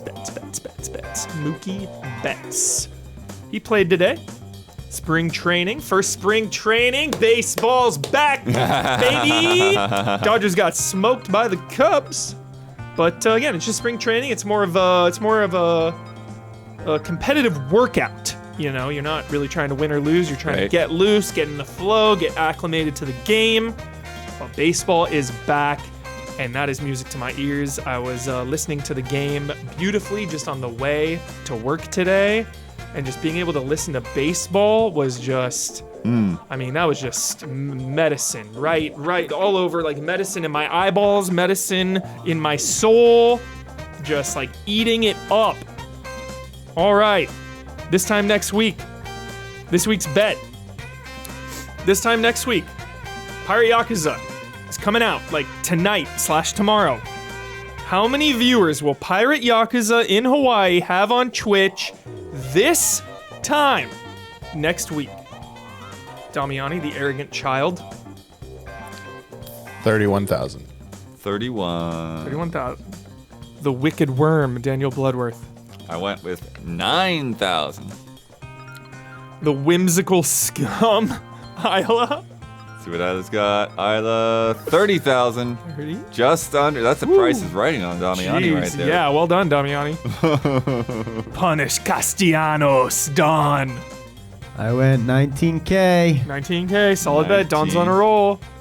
Wow. Strange Valentine Gabby. Gabby is 20K. Wow. Got two tight races right there. And the fancy Stars member. 14,000. Nice. Kind of in the middle-ish. Kind of in the middle of everyone. Kind of. Yep. We'll see. I don't have any points this year so far, chat. I need one. I need a point. Jeez. Get me on the board. Last week's bet. Lost Records Bloomin' Rage is out this week. Can we sell that or no? Yeah. Yes, dude. Yes. You may be wondering why we didn't talk about it on the podcast today. That's because we shot a spoiler mode. Blood, myself, Isla, and Elise hopped in there. Elise had to be remote, and Isla had to be remote because of Isla was sick, and Elise had other obligations, and then just scheduling stuff. But we did it. We did a full-on spoiler mode for Lost Records, Bloomin' Rage. So please be excited about that. And Damiani and I also did a Cobra Kai spoiler mode, going over the final episodes and kind of just retrospectively the whole journey of Cobra Kai. That'll be going up in the next couple days, so be excited about both of those spoiler modes. Double spoiler modes, chat. You're stoked. All right. Lost Records Bloom Rage is out this week. Last week, I asked how many times Life is Strange would come up in the top 10 open critic reviews. Obviously, Don't Nod did Life is Strange. Now, Lost Records. Damiani said 10. Bloodworth was out. Isla said 16. Don said 13. Gabby said 3. And I said 9. Well.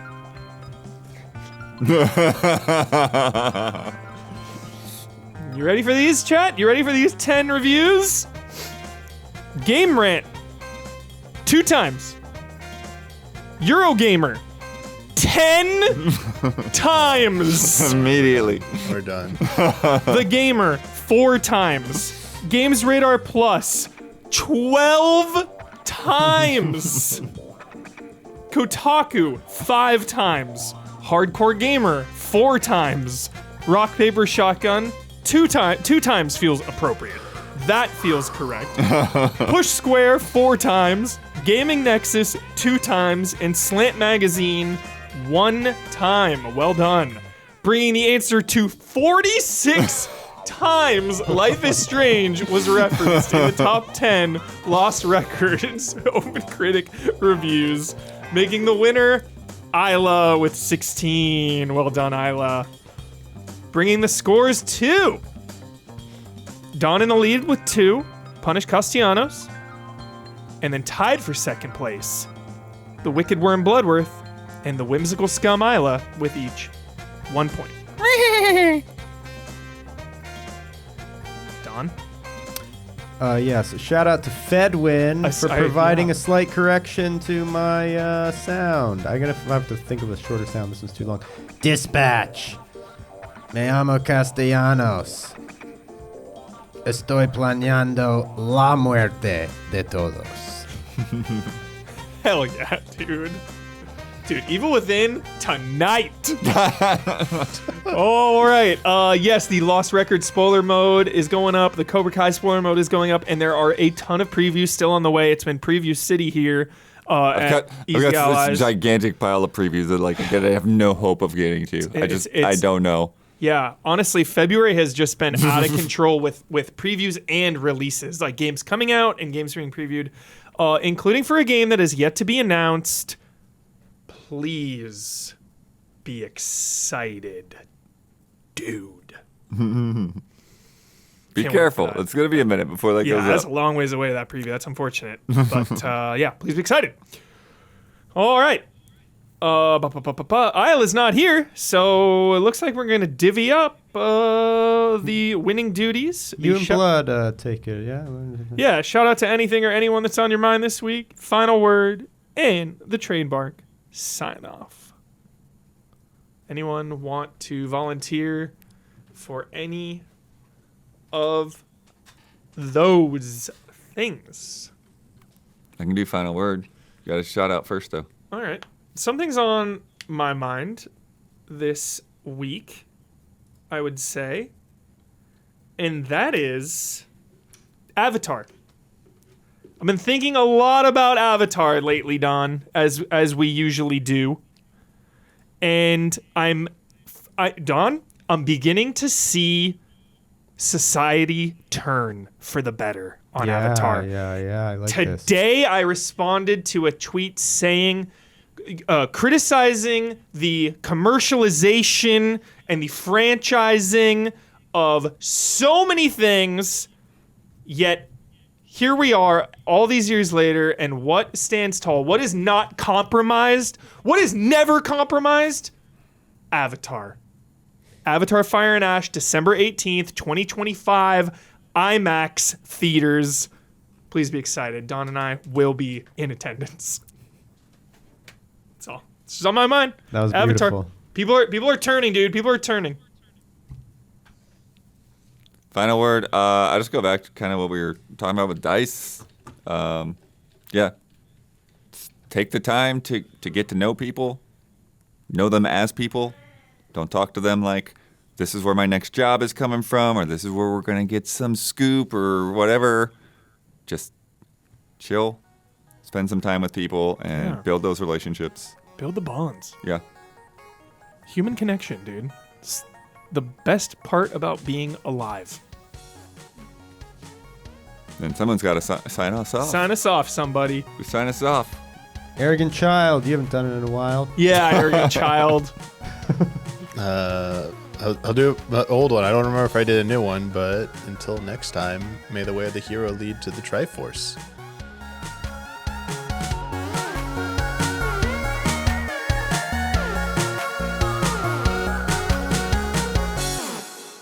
Skim the skunk?